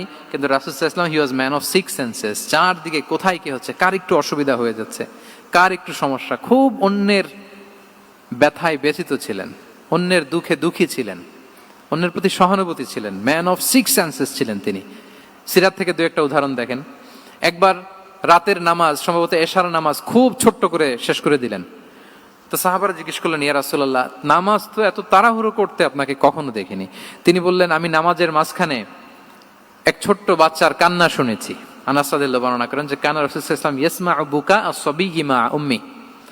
আমি যখন নামাজে ইমামতি করছি, পেছনে মহিলাদের কাতারের ওখান থেকে একটা ছোট্ট শিশুর কান্নার আওয়াজ আমার কানে আসলো। দেখেন কি সেন্স। তো আমার মনে হচ্ছিল বাচ্চার কান্নায় পেছনের কাতারে মায়ের বড্ড কষ্ট হচ্ছে, যে মাটা বাচ্চাটাকে নিয়ে এসছে উইমেন প্রেয়ার হলে, তাকে বাচ্চাটাকে ম্যানেজ করতে বা সামলাতে মায়ের বড্ড কষ্ট হয়ে যাচ্ছে আমার মনে হচ্ছে। এজন্য আমি নামাজটা একটু শর্টকাটে শেষ করে দিয়েছি। Could you imagine that? কি নবী আমরা পেয়েছি, কিরকম কনসিডারেট ছিলেন, কতটা সুবিবেচক ছিলেন, অন্যের প্রতি কতটা সহানুভূতিশীল ছিলেন তিনি, অন্যের যাতে কোনো সমস্যা না হয় এটা খেয়াল করতেন। মুআয ইবনে জাবাল রাদিয়াল্লাহু তাআলা আনহুকে মদিনার পাশেই এক মসজিদের ইমাম করে পাঠালেন। উনি ইমামতির দায়িত্ব পেয়ে একবার মাগরিবের নামাজে সূরা বাকারা তেলাওয়াত শুরু করলেন। তো ওনার হয়তো তেলাওয়াত করতে করতে একটা ইমোশন চলে আসছে, উনি তো সুরের ঝংকার দিয়ে তেলাওয়াত করতেছেন। এখন পিছনে যারা মুসল্লি ছিল এরা ছিল সব কৃষিজীবী সাহাবী। এরা কি ছিল? সারা দিন ওট দিয়ে, খেজুর গাছে পানি দিয়ে জান যায় কোন রকম ফরজ পেরে যায় ঘুমাইতে হবে। এই সাহাবীরা যখন পিছনে দাঁড়াইছে আর উনি ধরছে কোন সূরা? সূরাতুল বাকারা। এখন ওনারা তো আর থাকতে পারে না, ওনার সাথে থাকতে না পারে এক সাহাবী নামাজ রেখে দিয়ে ডাইরেক্ট রাসূল সাল্লাল্লাহু আলাইহি ওয়াসাল্লামের কাছে, কারণ বড় হুজুর তো আছে মদিনায়। যে বিচার দিছি ইয়া রাসূলুল্লাহ, দেখেন এমন একজনকে ইমাম করে অ্যাসাইন করেছেন, উনি মাগরিবের সালাতে সূরা বাকারা পড়ে, আর আমরা হচ্ছি কৃষিজীবী শ্রমজীবী সাহাবী, আমাদের তো এত বড় কেরাতের সাথে জয়েন করা সম্ভব না। রাসূল সাল্লাল্লাহু আলাইহি ওয়াসাল্লাম রেগে গেলেন, চেহারাটা আগুনের গোলার মতো লাল হয়ে গেল। মুআয ইবনে জাবাল রাদিয়াল্লাহু তাআলা আনহুকে ডেকে পাঠালেন, ডেকে বললেন, আফাত্তানুন আনতা ইয়া মুআয, আফাত্তান, তুমি কি ফিতনা সৃষ্টি করতেছো? ওখানে পাঠাইছি কমিউনিটির ইউনিটি ধরে রাখার জন্য, তুমি ওখানে যে ফিতনা সৃষ্টি করতেছো। তুমি কি সাব্বিহ ইসমা রাব্বিকাল আ'লা এই সূরা তোমার মুখস্থ নাই? ওয়াদ-দুহা ওয়াল-লাইলি ইযা সাজা এটা পারো না? ওয়াশ-শামসি ওয়া-দুহাহা এটা মুখস্থ নাই? তো তুমি কেন এই সূরাগুলো দিয়ে নামাজ পড়াও না? কেন পড়াও না? এরপর তিনি বললেন, যখন ইমামতির সুযোগ পাবে, সুযোগ পেয়ে লম্বা কেরাত ধরো না, ছোট্ট কেরাত দিয়ে নামাজ শেষ করো। কেননা তোমার পেছনে বয়স্করা আছে, মুরব্বীরা আছে, অসুস্থরা আছে। জাল হাজা, তার একটা জরুরি কাজ পড়ছিল, যাচ্ছিল, হঠাৎ মাগরিবের আজান, ভাবলো রাস্তার পাশে যেহেতু আজান দিছে নামাজটা পড়ে নেই। নামাজে ঢুইকা দেখছে আপনি সূরা বাকারা ধরছেন, তো বেচারা কি কাজ করবে না কি করবে? আর তার তো নিয়ত ছিল ফরজ নামাজটা পড়ি যে বাস ধরবো, এখন আপনি ধরছেন কোন সূরা? বাকারা। দেখেন রাসূল সাল্লাল্লাহু আলাইহি ওয়াসাল্লাম বললেন, যখন ইমামতির চান্স পাবে ছোট সূরা পড়বে, আর যখন তুমি একা পড়বে ফালিউতাউবিল মাশা, যত লম্বা করতে মনে চায় করো, রুকু করো লম্বা, সেজদা করো লম্বা, কেরাত করো লম্বা। রাসূল সাল্লাল্লাহু আলাইহি ওয়াসাল্লাম তো রাতে আধা ঘন্টা 40 মিনিট প্রথম রাকাতে কেরাত পড়তেন, এরপরে আবার 40 মিনিট রুকুতে থাকতেন, রুকু থেকে দাঁড়ায় আবার 40 মিনিট, আবার সেজদায় যেয়ে 40 মিনিট, এরপরে সেজদা থেকে 2 সেজদার মাঝখানে আবার 40 মিনিট, 2 রাকাত দিয়ে এরকম রাতও শেষ করে দিয়েছেন। তো আপনার লম্বা যদি পড়তে মনে চায়, আপনি তো আপনার ব্যক্তিগত নফল সালাতে এভাবে লম্বা করবেন। কিন্তু আমাদের হয়ে গেছে উল্টা, একাকী নামাজ কোন রকম রুকু সেজদা এরকম হয়ে গেছে না অনেকটা। কিন্তু ইমামতির সুযোগ পেলে মাশাআল্লাহ, আল্লাহু আকবার, এইবার শুরু হয়েছে শাইখ সুদাইসির কণ্ঠে এই লম্বা করে। এখন পেছনে মুসল্লিদের কি দশা ওইটা আর আমরা খেয়াল করি না। আমাদেরকে অন্যের প্রতি সহানুভূতিশীল হতে শিখিয়েছে ইসলাম, কনসিডারেট হতে শিখিয়েছে, সুবিবেচক হতে শিখিয়েছে, যেটা রাসূল সাল্লাল্লাহু আলাইহি ওয়াসাল্লাম করেছেন। এবং রাসূল সাল্লাল্লাহু আলাইহি ওয়াসাল্লাম কোনো কাজে কাউকে পাঠালে ওনার বিখ্যাত সে বাণীটা বলে দিতেন যে ইয়াসসিরু ওয়ালা তুআসসিরু বাশশিরু ওয়ালা তুনাফিরু, সহজ করে উপস্থাপন করো, কঠিন করো না। সুসংবাদ দিও, মানুষকে দিন থেকে ভাগিও না। আমরা মানুষকে ভয় দেখাই, আমরা এত কঠিন করে ইসলামকে উপস্থাপন করি, মানুষ বলে আগে যেটা করতাম ওইটাই ভালো। তো আমরা যেন দিনকে কঠিন না করি, আমাদের কোনো অ্যাটিটিউডের কারণে যেন মানুষ ইসলাম থেকে ভেগে না যায়। আরেকটা উদাহরণ দেখুন, একবার মাগরিবের কিংবা এশার নামাজে রাসূল সাল্লাল্লাহু আলাইহি ওয়াসাল্লাম লম্বা সেজদা দিলেন। এত লম্বা সেজদা তিনি কখনো দেন না। নামাজ শেষে সাহাবারা জিজ্ঞেস করলেন, ইয়া রাসূলুল্লাহ, আপনি কি নামাজের মাঝখানে অসুস্থ হয়ে গেলেন নাকি? অথবা কোরআনের আয়াত নাজিল হলো নাকি, ওহী নাজিল হলো নাকি? রাসূল সাল্লাল্লাহু আলাইহি ওয়াসাল্লাম বললেন, কুল্লু যালিকা লাম ইয়াকুন ওয়ালাকিন নাবনি ইরতাহালানি ওয়া কারিহতু আন উআজ্জিলাহু হাত্তা ইয়াকদিয়া হাজাতাহ। বললেন না, অসুস্থ হই নাই, ওহিও নাজিল হই নাই। আমি যখন সেজদায় গিয়েছি, আমার দুই ছোট নাতি হাসান হোসেন আমার কাঁধের উপরে চেপে বসেছে। যতক্ষণ না ওরা খেলা শেষ না করে নিচে নেমেছে, আমি সেজদায় লুটিয়েছিলাম। নেমেছে, এরপরে মাথা উঠিয়েছি। আমার মাথা উঠানোর কারণে ওদের খেলার একটু ডিস্টার্ব হবে, এজন্য আমি আর সেজদা থেকে মাথা উঠাই নাই। দেখেন, নাতির খেলার যেন ডিস্টার্ব না হয়। পেছনের মহিলা সারির এক বোনের নামাজের সমস্যা হচ্ছে, এগুলো উনি খেয়াল করতেন, ছোট্ট ছোট্ট বিষয়গুলো উনি খেয়াল করতেন। এটাকে বলে কনসিডারেট মাইন্ডসেট। কি বলে? তাহলে আমরা অন্যের প্রতি যেন সহানুভূতিশীল হই, নাকি শুধু নিজেরটাই দেখবো? অন্যেরটা দেখার দরকার আছে না নাই বলেন? 8 নাম্বার হচ্ছে ট্রান্সপারেন্সি। ট্রান্সপারেন্সি মানে হচ্ছে স্বচ্ছতা। ওনার জীবনের চাইতে, ওনার বায়োগ্রাফির চাইতে স্বচ্ছ বায়োগ্রাফি আপনি পাবেন না। No public and private division, and in the long history of time no one's life has been recorded more transparently than the life of Prophet Muhammad sallallahu alaihi wasallam. রাসূল সাল্লাল্লাহু আলাইহি ওয়াসাল্লামের চেয়ে বেশি পৃথিবীতে এমন সেকেন্ড কোন পারসন আপনি দেখাতে পারবেন না যার জীবনের সবকিছু রেকর্ডেড। সবকিছু রেকর্ডেড। এরকম আছে? ঘরে কি করেছেন, বাইরে কি করেছেন, স্ত্রীর সাথে কি করেছেন, বন্ধুর সাথে কি করেছেন, সাহাবাদের সাথে কি করেছেন, শত্রুর সাথে কি করেছেন, অল আর রেকর্ডেড। সব এন্ড ক্রিস্টাল ক্লিয়ার, একেবারে স্বচ্ছ পানির মতো, স্ফটিক কাচের মতো ক্লিয়ার, ট্রান্সপারেন্ট। ওনার সব কাজে উনি স্বচ্ছতা বজায় রাখতে চাইতেন। কতটা স্বচ্ছ ছিলেন একটা মজার ঘটনা শোনায় আপনাদেরকে। সহিহ বুখারীতে এসেছে, রমাদানের শেষ 10 দিন, দ্য লাস্ট 10 days অফ রমাদানে তিনি ইতিকাফ করতেন। তো ইতিকাফ অবস্থায় স্ত্রীরা এসে রাতে দেখা করে যেত, জরুরি কথা আলাপ থাকলে সেরে যেত। একবার রাতে সফিয়া বিনতে হুয়াই ইবনে আখতাব রাদিয়াল্লাহু তাআলা আনহা আসলেন, ওনার স্ত্রী। কথা হলো এবার ওনাকে একটু এগিয়ে দিবেন। মসজিদ থেকে রাসূলুল্লাহ সাল্লাল্লাহু আলাইহি ওয়াসাল্লাম বারান্দার দিকে পাশ দিয়ে আসলেন এগিয়ে দেওয়ার জন্য। ইন দ্য মিন টাইম হঠাৎ দুইজন আনসারী সাহাবী পাশ দিয়ে হেঁটে যাচ্ছেন। রাসূলুল্লাহ সাল্লাল্লাহু আলাইহি ওয়াসাল্লাম আম্মাজানকে বিদায় দিবেন এখানে। হঠাৎ করে তিনি আওয়াজ করে বললেন, আলা রিসলিকুমা, এই দাঁড়াও। ওই সাহাবী দুইজন রাসূলুল্লাহ সাল্লাল্লাহু আলাইহি ওয়াসাল্লামের সাথে কে ওটা টের পায় নাই, বুঝতে পারে নাই। বোরকায় আবৃত কোন এক নারী দেখে রাসূল আর ওই নারীকে দেখে তারা আরো দ্রুত গতিতে হাঁটতে শুরু করে দিচ্ছে, আমরা চলে যাই এখান থেকে। দেখেন, রাসূল সাল্লাল্লাহু আলাইহি ওয়াসাল্লাম নিজের অবস্থানকে ট্রান্সপারেন্ট করার জন্য বললেন, আলা রিসলিকুমা, দাঁড়াও। দাঁড়ালেন। তখন রাসূল সাল্লাল্লাহু আলাইহি ওয়াসাল্লাম বললেন যে, ইন্নাহা উম্মুকুম সফিয়া, আমার পাশে যাকে দেখতে পাচ্ছ, বলে দেয়া ভালো যে সে কিন্তু অন্য কোনো নারী নয়, সে তোমাদের মা উম্মুল মুমিনিন সফিয়া। সাহাবারা বলে, সুবহানাল্লাহ ইয়া রাসূলুল্লাহ, ইয়া রাসূলুল্লাহ, এ কেমন কথা? আপনি কেন আমাদের কাছে জবাবদিহি করতে যাচ্ছেন বা ক্লারিফাই করছেন? আপনার পাশে কোনো নারী এত রাতে যদি দাঁড়িয়ে থাকে, তিনি তো আমাদের মাদের মধ্যে থেকেই তো একজন হবেন, কেন আপনি বলতেছেন? তখন রাসূল সাল্লাল্লাহু আলাইহি ওয়াসাল্লাম বললেন যে, না, ইন্না শাইতানা ইয়াজরি মিনাল ইনসানি মাজরাদ দাম, শয়তান মানুষের রগে রগে চলাচল করে। ওয়া ইন্নী খাশিতু আই ইউকযিফা ফি কুলুবিকুমা শাররান, আরেক বর্ণনায় আছে শাইআন, আমার ভয় হয় হয়তো শয়তান কোনো সন্দেহের উদ্রেক তোমাদের হৃদয়ে ঢুকায় দিতে পারে। সুবহানাল্লাহ। এজন্য আমি ক্লিয়ার করে দিলাম, এটা আমার বউ, আমার স্ত্রী, তোমাদের মা সফিয়া। দুজন সাহাবী যদি চলে যায়, এমন হতেই পারতো বাড়িতে যে একজন আরেকজনকে জিজ্ঞেস করতে পারতো যে, আচ্ছা, নবীর পাশে যে কালো বোরকা পরা মহিলাটা ছিল, দেখছো না, এটা কে? তখন একজন হয়তো বলতো, কে আর হবে, আমাদের মাই তো হবে, কোনো এক মা। আরেকজন বলবে, আমাদের উম্মুল মুমিনের কেউ ছিল নাকি অন্য কেউ? এরকম একটা হুট করে সন্দেহের উদ্রেক মাথায় আসতে পারে না যে ওনার স্ত্রী ছিল না অন্য কেউ ছিল? আসতে পারে কি পারে না বলেন? ওই সন্দেহের অবকাশটুকু রাসূল সাল্লাল্লাহু আলাইহি ওয়াসাল্লাম রাখেন নাই। উনি বলে দিলেন যে, এটা তোমাদের মা, এটা সফিয়া। এই সন্দেহের অবকাশের কোনো সুযোগ নাই। তাহলে রাসূল সাল্লাল্লাহু আলাইহি ওয়াসাল্লামের পুরো লাইফ ছিল ট্রান্সপারেন্ট, একেবারে স্বচ্ছ। তাহলে রাসূল সাল্লাল্লাহু আলাইহি ওয়াসাল্লামের লাইফ তিনি কত স্বচ্ছতার সাথে কাটিয়েছেন, এটা ক্লিয়ার না আমাদের সাথে? Transparent mindset. 9 নাম্বার হচ্ছে অ্যাপ্রিশিয়েটিভ, অর্থাৎ অন্যের প্রশংসা করা। আমরা অনেক সময় অন্য কেউ ভালো কাজ করলে অ্যাপ্রিশিয়েট করতে চাই না। আমরা গুণমুগ্ধ হই কিন্তু গুণগ্রাহী হতে চাই না। অন্যরে ক্রেডিট দিতে চাই না, তার ভালো কাজে স্বীকৃতি দিতে চাই না। হয়তো আমার দলের লোক না, বা আমার চিন্তার লোক না, বা আমার সার্কেলের লোক না, তার প্রশংসা করতে চাই না, তার গুণগ্রাহী হতে চাই না। এরকম মেন্টালিটি আমরা অনেকে ক্যারি করি না? রাসূল সাল্লাল্লাহু আলাইহি ওয়াসাল্লাম এটা করেননি। ভালো কিছু দেখলে মুসলিম হোক অমুসলিম হোক অ্যাপ্রিশিয়েট করতেন। Basically he develop the culture of appreciation. এটা আমাদের করতে হবে।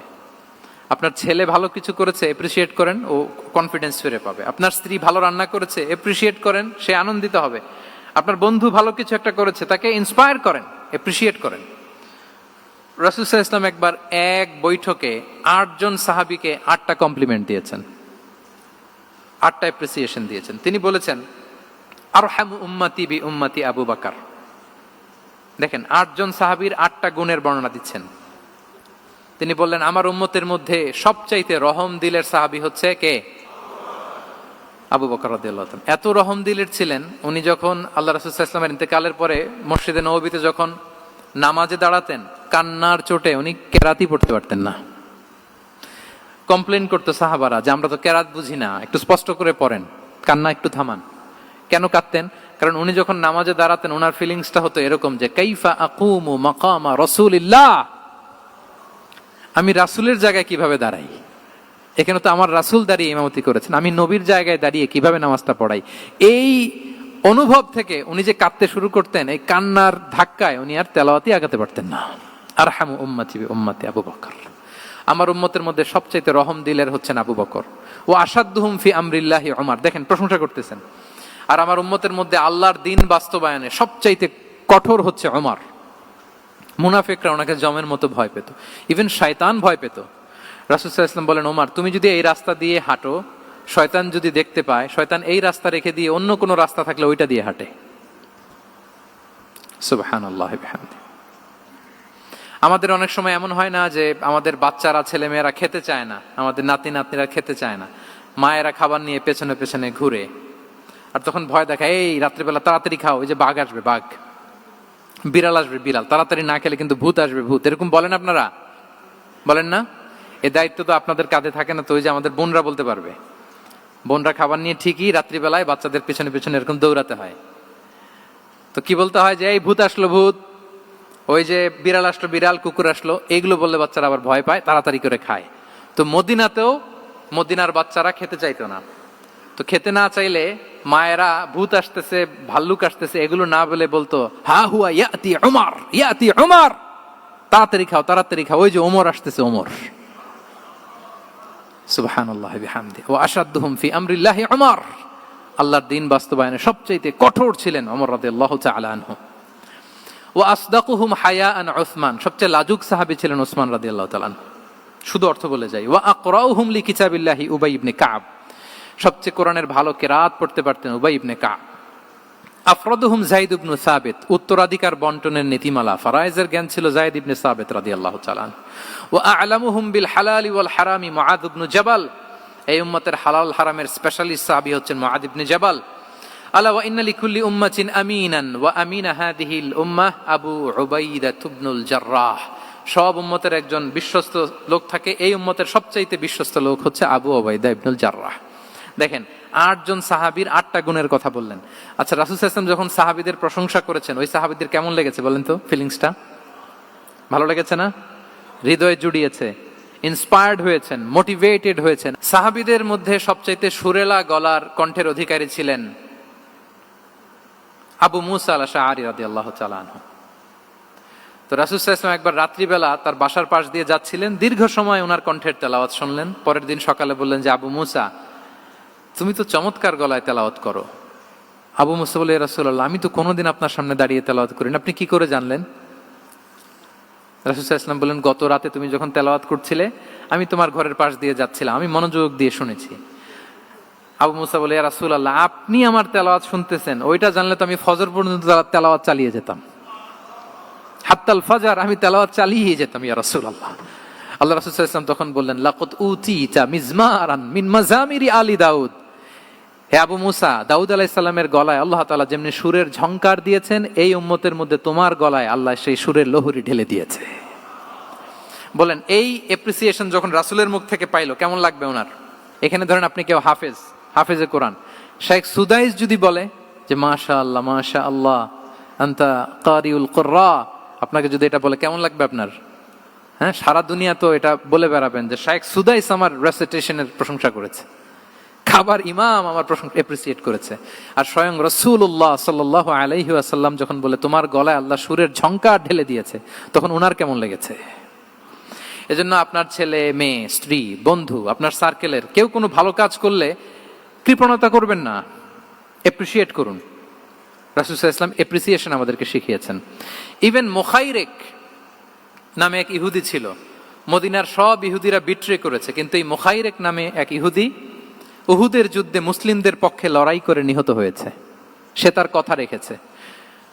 মুসলিম সাহাবীদের শহীদদের লাশের সাথে যখন এই ইহুদি তার লাশও আনা হলো, রাসূল সাল্লাল্লাহু আলাইহি ওয়াসাল্লাম তার দিকে তাকায় বললেন, মুখাইরিক খায়রু ইয়াহুদ, Mukhayriq is the best among Jewish.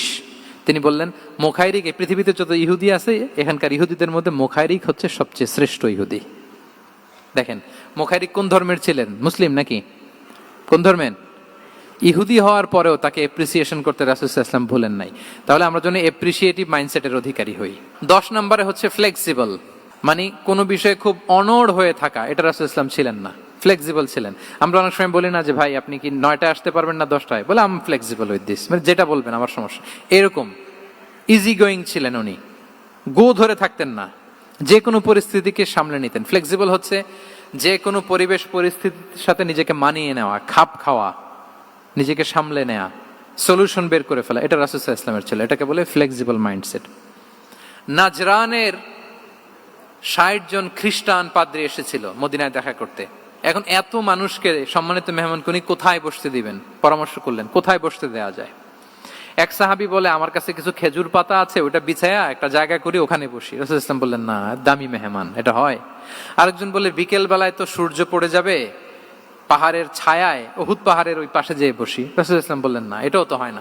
বলতে বলতে ওই 60 জন পাদ্রী চলেই আসছেন এই মানে বিদেশি মেহমান, ফরেন ডেলিগেশন। কি করবেন? রাসূল সাল্লাল্লাহু আলাইহি ওয়াসাল্লাম 60 জনকে মসজিদে নববীর ভেতরে নিয়ে বসালেন, মসজিদে নববীর ভেতরে বসালেন। এবং সিরাতে ইবনে ইসহাকে এসেছে যে তখন ওদের আবার ইবাদতের সময় হয়েছে, রাসূল সাল্লাল্লাহু আলাইহি ওয়াসাল্লাম তাদেরকে ইবাদতেরও সুযোগ দিয়েছেন। তাদের কিবলা পূর্ব দিকে, তারা পূর্ব দিকে হয়ে 60 জন ওখানে ইবাদত করেছে, তাদের ধর্ম রীতি অনুযায়ী সালাত আদায় করছে। দেখেন কতটা ফ্লেক্সিবল ছিলেন রাসূল সাল্লাল্লাহু আলাইহি ওয়াসাল্লাম। ফজরের সালাতের পরে ঘরে ঢুকেই আম্মাজান আয়েশাকে জিজ্ঞেস করতেন কোনো খাবার আছে? আম্মাজান আয়েশা যদি বলতেন আছে, তিনি সেটা খেতেন। কোনদিন যদি বলতেন না ইয়া রাসূলুল্লাহ ঘরে তো খাবার নাই, তখন রাসূল সাল্লাল্লাহু আলাইহি ওয়াসাল্লাম বলতেন ফা ইন্নী সাইম, অসুবিধা নাই, খাবার যেহেতু নাই আমি রোজা রেখে দিলাম। কত ইজি গোয়িং। আচ্ছা আমরা হলে কি করতাম বলেন তো? ফজরের পরে ঘরে গেছেন, আপনি বড় সাহেব না, এবার যাওয়ার পরে জিজ্ঞেস করছেন কি আছে খাবার দাও, যদি বলে ঘরে কিছু নাই, কি বলবেন দেখি, কয়েকটা উত্তর আসুক। হ্যাঁ খবর আছে, এই তো। তো যদি আমরা আলহামদুলিল্লাহ বলি, that is called easy going and flexible mindset. এটাই হওয়া উচিত। খাবার থাকলে খেতেন, না থাকলে বলতেন okay I am fasting, it's not a big deal, ফা ইন্নী সাইম, যেহেতু নাই কি আর করবো, আমি রোজা রেখে দিলাম। এরকম ইজি গোয়িং ছিলেন। দেখেন his life was so simple but so special. হ্যাঁ, মুহাম্মদ সাল্লাল্লাহু আলাইহি ওয়াসাল্লাম তাহলে ফ্লেক্সিবল ছিলেন। 11 নাম্বার হচ্ছে অপটিমিস্টিক মাইন্ডসেটের অধিকারী ছিলেন। অপটিমিস্টিক, পেসিমিস্টিক ছিলেন না, মানে ইতিবাচক চিন্তা করতেন সবসময়। কি চিন্তা করতেন? আপনি আজকের এই হল রুমের কিছু ভুল ধরতে পারবেন না? যদি বলে যে কয়েকটা ভুল ধরেন, বলবেন যে এই সমস্যা, সাউন্ডের সমস্যা, ওইদিকে এটা নাই, ওইদিকে এটা নাই, এটা হচ্ছে ভুল। আপনি পেসিমিস্টিকটা ধরলেন। এবার যদি বলা হয় আজকের এই প্রোগ্রামের কয়েকটা পজিটিভ দিক বলেন, তখন আপনি কিন্তু কয়েকটা পয়েন্ট বের করতে পারবেন যে এটা ছিল একটা ইতিবাচক দিক, এই প্রোগ্রামের এটা ছিল একটা পজিটিভ দিক। তো রাসূল সাল্লাল্লাহু আলাইহি ওয়াসাল্লাম ওই পজিটিভ দিকগুলোতে ফোকাস করতেন। হ্যাঁ, come back positive, not go back negative. রাসূল সাল্লাল্লাহু আলাইহি ওয়াসাল্লামের কাছে এসে যদি কেউ বলতে ইয়া রাসূলুল্লাহ আমি খুব অসুস্থ, রাসূল সাল্লাল্লাহু আলাইহি ওয়াসাল্লাম বলতেন লা বাসা আলাইকা তুহুরুন ইনশাআল্লাহ, ইয়া রাসূলুল্লাহ আমি অসুস্থ। রাসূল সাল্লাল্লাহু আলাইহি ওয়াসাল্লাম বলতেন আরে don't worry, it will cleanse up you from your sins if Allah wish, ইনশাআল্লাহ এতে তোমার যে গুনাহ টুনা আছে, পাপ আছে, এই পাপগুলোকে আল্লাহ তাআলা এই অসুস্থতা দিয়ে মোচন করে দিচ্ছেন। পড়েন সুবহানাল্লাহ। তাইলে আপনি অসুস্থতার মধ্যে একটু হালকা হলেন না, যে জ্বরে ভুগতেছি কিন্তু এই জ্বরে নাকি আমার গুনাহ মাফ হয়ে যায়। পেটের ব্যথায় আক্রান্ত, মাথা ব্যথায় আক্রান্ত, কিন্তু এটাতে নাকি আল্লাহ আমার পাপ মোচন করে দেয়, তাহলে একটু ভাল লাগবে না? তাহলে দেখেন একটা কঠিন পরিবেশকে রাসূল সাল্লাল্লাহু আলাইহি ওয়াসাল্লাম সহজ করতেন। অসুস্থ শুনলেই লা বাস তুহুর ইনশাআল্লাহ, আর কিছু হবে না, আল্লাহ তোমার গুনাহ মাফ করে দিচ্ছে। অসুস্থ ব্যক্তি দেখলেই মাথায় হাত দিয়ে দোয়া করতেন আল্লাহুম্মা রাব্বান নাস আযহিবিল বাস ইশফি আনতাশ শাফি লা শিফাআ ইল্লা শিফাউক শিফাআন লা ইউগাদিরু সাকামা। উজ্জীবিত হয়ে যেত অসুস্থ ব্যক্তি। আমরা কি করি?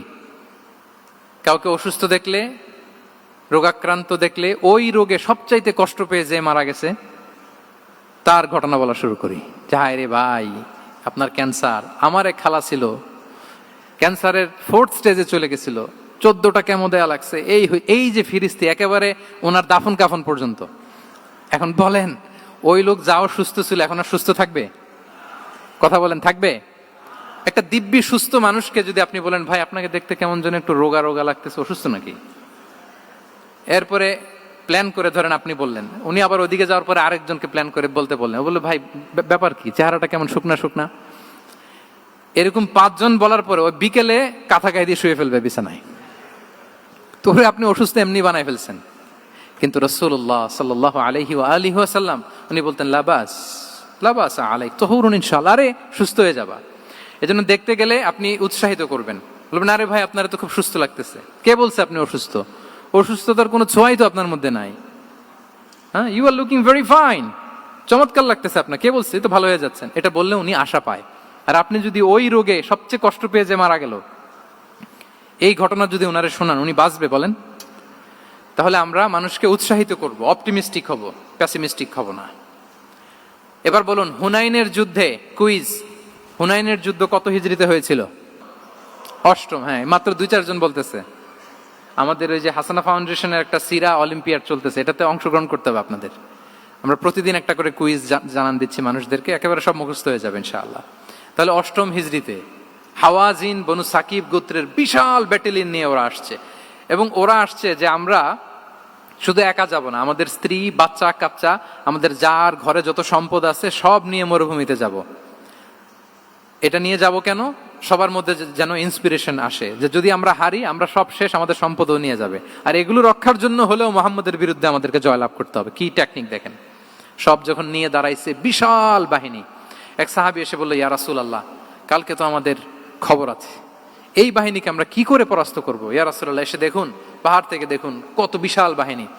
রাসূল সাল্লাল্লাহু আলাইহি ওয়াসাল্লাম দেখা মাত্রই বললেন তিলকা গনিমাতুল মুসলিমিনা গাদান ইনশাআল্লাহ। আরবি যারা বুঝেন যে it will be the war booty for the Muslim community tomorrow ইনশাআল্লাহ। আরে এগুলো তো আমরা সব গনিমত আকারে ব্যাগে কইরা মদিনায় নিয়ে যাব।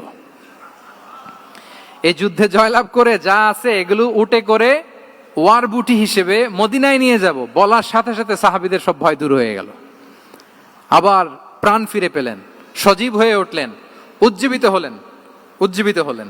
তাহলে আমরা অপটিমিস্টিক হব, আমরা ইতিবাচক চিন্তা করব।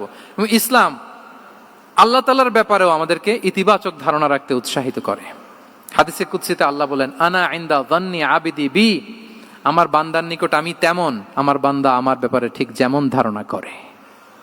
আপনি যদি ধারণা করেন আল্লাহ দয়ালু, ঠিকই আল্লাহ তাআলাকে দয়ালু পাবেন। এখন বলেন আল্লাহর ব্যাপারে কার ধারণা কেমন? আল্লাহ তাআলা খুব প্রতিশোধ পরায়ণ না? প্রচন্ড রাগী, আমাদের সবাইকে জাহান্নামে দেওয়ার জন্য বসে আছেন না? তাহলে কি ধারণা বলেন তো? তিনি দয়াময়, তিনি মেহেরবান, তিনি আমাদেরকে অবশ্যই ক্ষমা করবেন। এই বিশ্বাস আল্লাহর প্রতি আমাদের সবার আছে তো? এই বিশ্বাস যদি থাকে, ঠিকই আল্লাহ তাআলাকে রহমান রাহিম হিসেবেই আপনি পাবেন। লাস্ট হচ্ছে রেজিলিয়েন্ট। শেষ, I am going to conclude my speech today. Resilient হচ্ছে যাকে থামানো যায় না, আনস্টপেবল। সংকট কাটিয়ে ঘুরে দাঁড়ানোর সামর্থ্য যার থাকে তাকে বলে রেজিলিয়েন্ট। লেগে থাকার মানসিকতা, টিকে থাকার যোগ্যতা, সহজে হার না মানার যে অ্যাটিটিউড, এটাকে বলে রেজিলিয়েন্ট মাইন্ডসেট। রাসূল সাল্লাল্লাহু আলাইহি ওয়াসাল্লামকে আল্লাহ তাআলা এই মাইন্ডসেট দিয়েছিলেন। ওনাকে হারাইতে পারছে কেউ? জীবনের সাথে এটা সেট করে নেন যে আমি কখনো হারি না, আমি হয় জিতি নয় শিখি। আমি কখনো হয় জিতি নয় শিখি। এই মাইন্ডসেট যদি গ্রো করেন, আপনার হারাইতে পারবে কেউ? পারবে না। রাসূল সাল্লাল্লাহু আলাইহি ওয়াসাল্লাম he was unstoppable, having unbelievable সাবর। ধৈর্যের পাহাড় নিয়ে, আনস্টপেবল অ্যাটিটিউড নিয়ে তিনি শুধু সামনে গিয়েছেন, পেছনে যান নাই কখনো। সীমাহীন কষ্ট আর সংগ্রামের মধ্য দিয়ে গিয়েছেন, থামাতে পারে নাই ওনাকে কেউ পারে নাই। ইয়াতিম হিসেবে জন্মগ্রহণ করলেন, পৃথিবীর আলো দেখবার আগে বাবাকে হারালেন, ছোট বয়সে মাকে হারালেন, পরে দাদাকে হারালেন, এরপর চাচাকে হারালেন। শিয়াবে আবি তালেবে জেল খেটেছেন 3 বছর। Physical torture, mental torture, life threat, হত্যা করার ষড়যন্ত্র হয়েছে। আল্লাহ তাআলা বলেছেন আজ রাতে হিজরত করো। ব্ল্যাক ম্যাজিক করা হয়েছে। লাবিদ ইবনুল আসাম, এক ইহুদিদের মিত্র, ওনাকে ব্ল্যাক ম্যাজিক করেছে। মারার জন্য খাদ্যে বিষ মিশিয়ে দেয়া হয়েছিল। বাজুর মাংস, খাসির বাজুর মাংস পছন্দ করতেন। খাইবারের এক ইহুদি নারী এই ছাগলের এই মাংসের মধ্যে বিষ দিয়েছিলেন। ইহুদিদের পক্ষ থেকে betray, treachery, conspiracy and what not, কি বাকি ছিল বলেন? ষড়যন্ত্রের এমন কোন ধরন ছিল না যেটা তারা বাকি রেখেছে। কিন্তু রাসূল সাল্লাল্লাহু আলাইহি ওয়াসাল্লামকে কি থামানো গিয়েছিল? বলেন, থামানো গিয়েছিল? গোটা বিশ্বব্যাপী উনি ছড়িয়ে দিয়েছিলেন লা ইলাহা মুহাম্মাদুর, so nothing can stop him. আমাদের যে লক্ষ্য, ওই লক্ষ্য পানে আমরা পৌঁছবই, আমাদেরকে কোনো কিছু থামাতে পারবে না ইনশাআল্লাহ। বলেন, আমরা আমাদের লক্ষ্য পানে মানজালে মাকসাদে দৌড়ে দৌড়ে যাব। আমাদেরকে থামিয়ে দেয়া হলে আমরা হাঁটতে থাকব, সেখানে আমাদেরকে আঘাত করা হলে আমরা হামাগুড়ি দিয়ে সামনের দিকে যেতে থাকব, সেখানেও থামিয়ে দেওয়ার চেষ্টা করা হলে আমরা আমাদের মঞ্জিলে মাকসুদের দিকে অপলক নেত্রে চেয়ে থাকব। আমাদেরকে কেউ থামাতে পারবে? রেজিলিয়েন্ট, অনর, অটল, আনস্টপেবল, এই মাইন্ডসেটের অধিকারী ছিলেন। ফলেই তিনি লা ইলাহার বাণীকে গোটা বিশ্বে ছড়িয়ে দিতে পেরেছেন। তাহলে আমরা রেজিলিয়েন্ট হতে চাই কি চাই না বলেন? সম্মানিত শুধু মোট কয়টা মাইন্ডসেট জানলাম? 12টা। এগুলোকে আমরা নিজেদের মধ্যে ধারণ করতে পারবো ইনশাআল্লাহ। কারণ রাসূল সাল্লাল্লাহু আলাইহি ওয়াসাল্লাম আমাদের জন্য যা নিয়ে এসেছেন ওইটাই আমাদের আঁকড়ে ধরতে হবে। যেটা বারণ করেছেন ওইটা থেকে আমাদের দূরে থাকতে হবে। যে আয়াত দিয়ে শুরু করেছিলাম সূরা হাশরে, রমা আতাকুমুর রাসূলু ফাখুযুহু ওয়া মা নাহাকুম আনহু ফানতাহু। নবী যা এনেছে ধরো, নবী যা বারণ করেছে সেগুলো ছেড়ে দাও। আমরা আল্লাহ তাআলার কাছে কামনা করি আমার নবী ওনার যে থট প্রসেসকে ডেভেলপ করেছেন, ওনার যে অ্যাপ্রোচ এন্ড মাইন্ডসেটকে ডেভেলপ করেছেন, আমরাও যেন আমাদের মাইন্ডসেটকে ঠিক ওইভাবে করতে পারি। আমাদের রাসূল সাল্লাল্লাহু আলাইহি ওয়াসাল্লাম যেভাবে চিন্তা করতেন, আমাদের ভাবনা এবং চিন্তার আঙ্গিনাও যেন ঠিক সেই রকম হয়। আমরা সবাই পড়ি আমিন। তার মাইন্ডসেট হবে আমাদের মাইন্ডসেট। কি বলেন? পারা যাবে তো ইনশাআল্লাহ? তাহলে কয়টা মাইন্ডসেটের কথা বলেছি? 1 নম্বরে কি ছিল? God centric. 2 নম্বরে ভিশন ওরিয়েন্টেড। 3 নম্বরে উইজডম ড্রিভেন। 4 নম্বরে রিফর্ম সেন্ট্রিক। 5 নম্বর ওপেন মাইন্ডেড। 6 নম্বর এন্টারপ্রেনার। 7 নম্বর কনসিডারেট। 8 নম্বর ট্রান্সপারেন্ট। 9 নম্বর অ্যাপ্রিশিয়েটিভ। 10 নম্বর ফ্লেক্সিবল। 11 নম্বর অপটিমিস্টিক এবং 12 নম্বর রেজিলিয়েন্ট। এটা ছিল রাসূল সাল্লাল্লাহু আলাইহি ওয়াসাল্লামের মাইন্ডসেট। এই মাইন্ডসেট দিয়ে যদি আমরা আমাদের মাইন্ডসেটকে সাজাতে পারি, আমাদের সফলতা দুনিয়া এবং আখিরাতে কেউ ঠেকাতে পারবে? আল্লাহ তাআলা আমাদের সবাইকে কথাগুলো বোঝার ও আমল করার তৌফিক দান করুক। হাদা মা ইনদি ওয়াল ইলমু ইনদাল্লাহি আলাইহি তাওয়াক্কালতু ওয়া ইলাইহি উনীব। আসসালামু আলাইকুম ওয়া রাহমাতুল্লাহি তাআলা।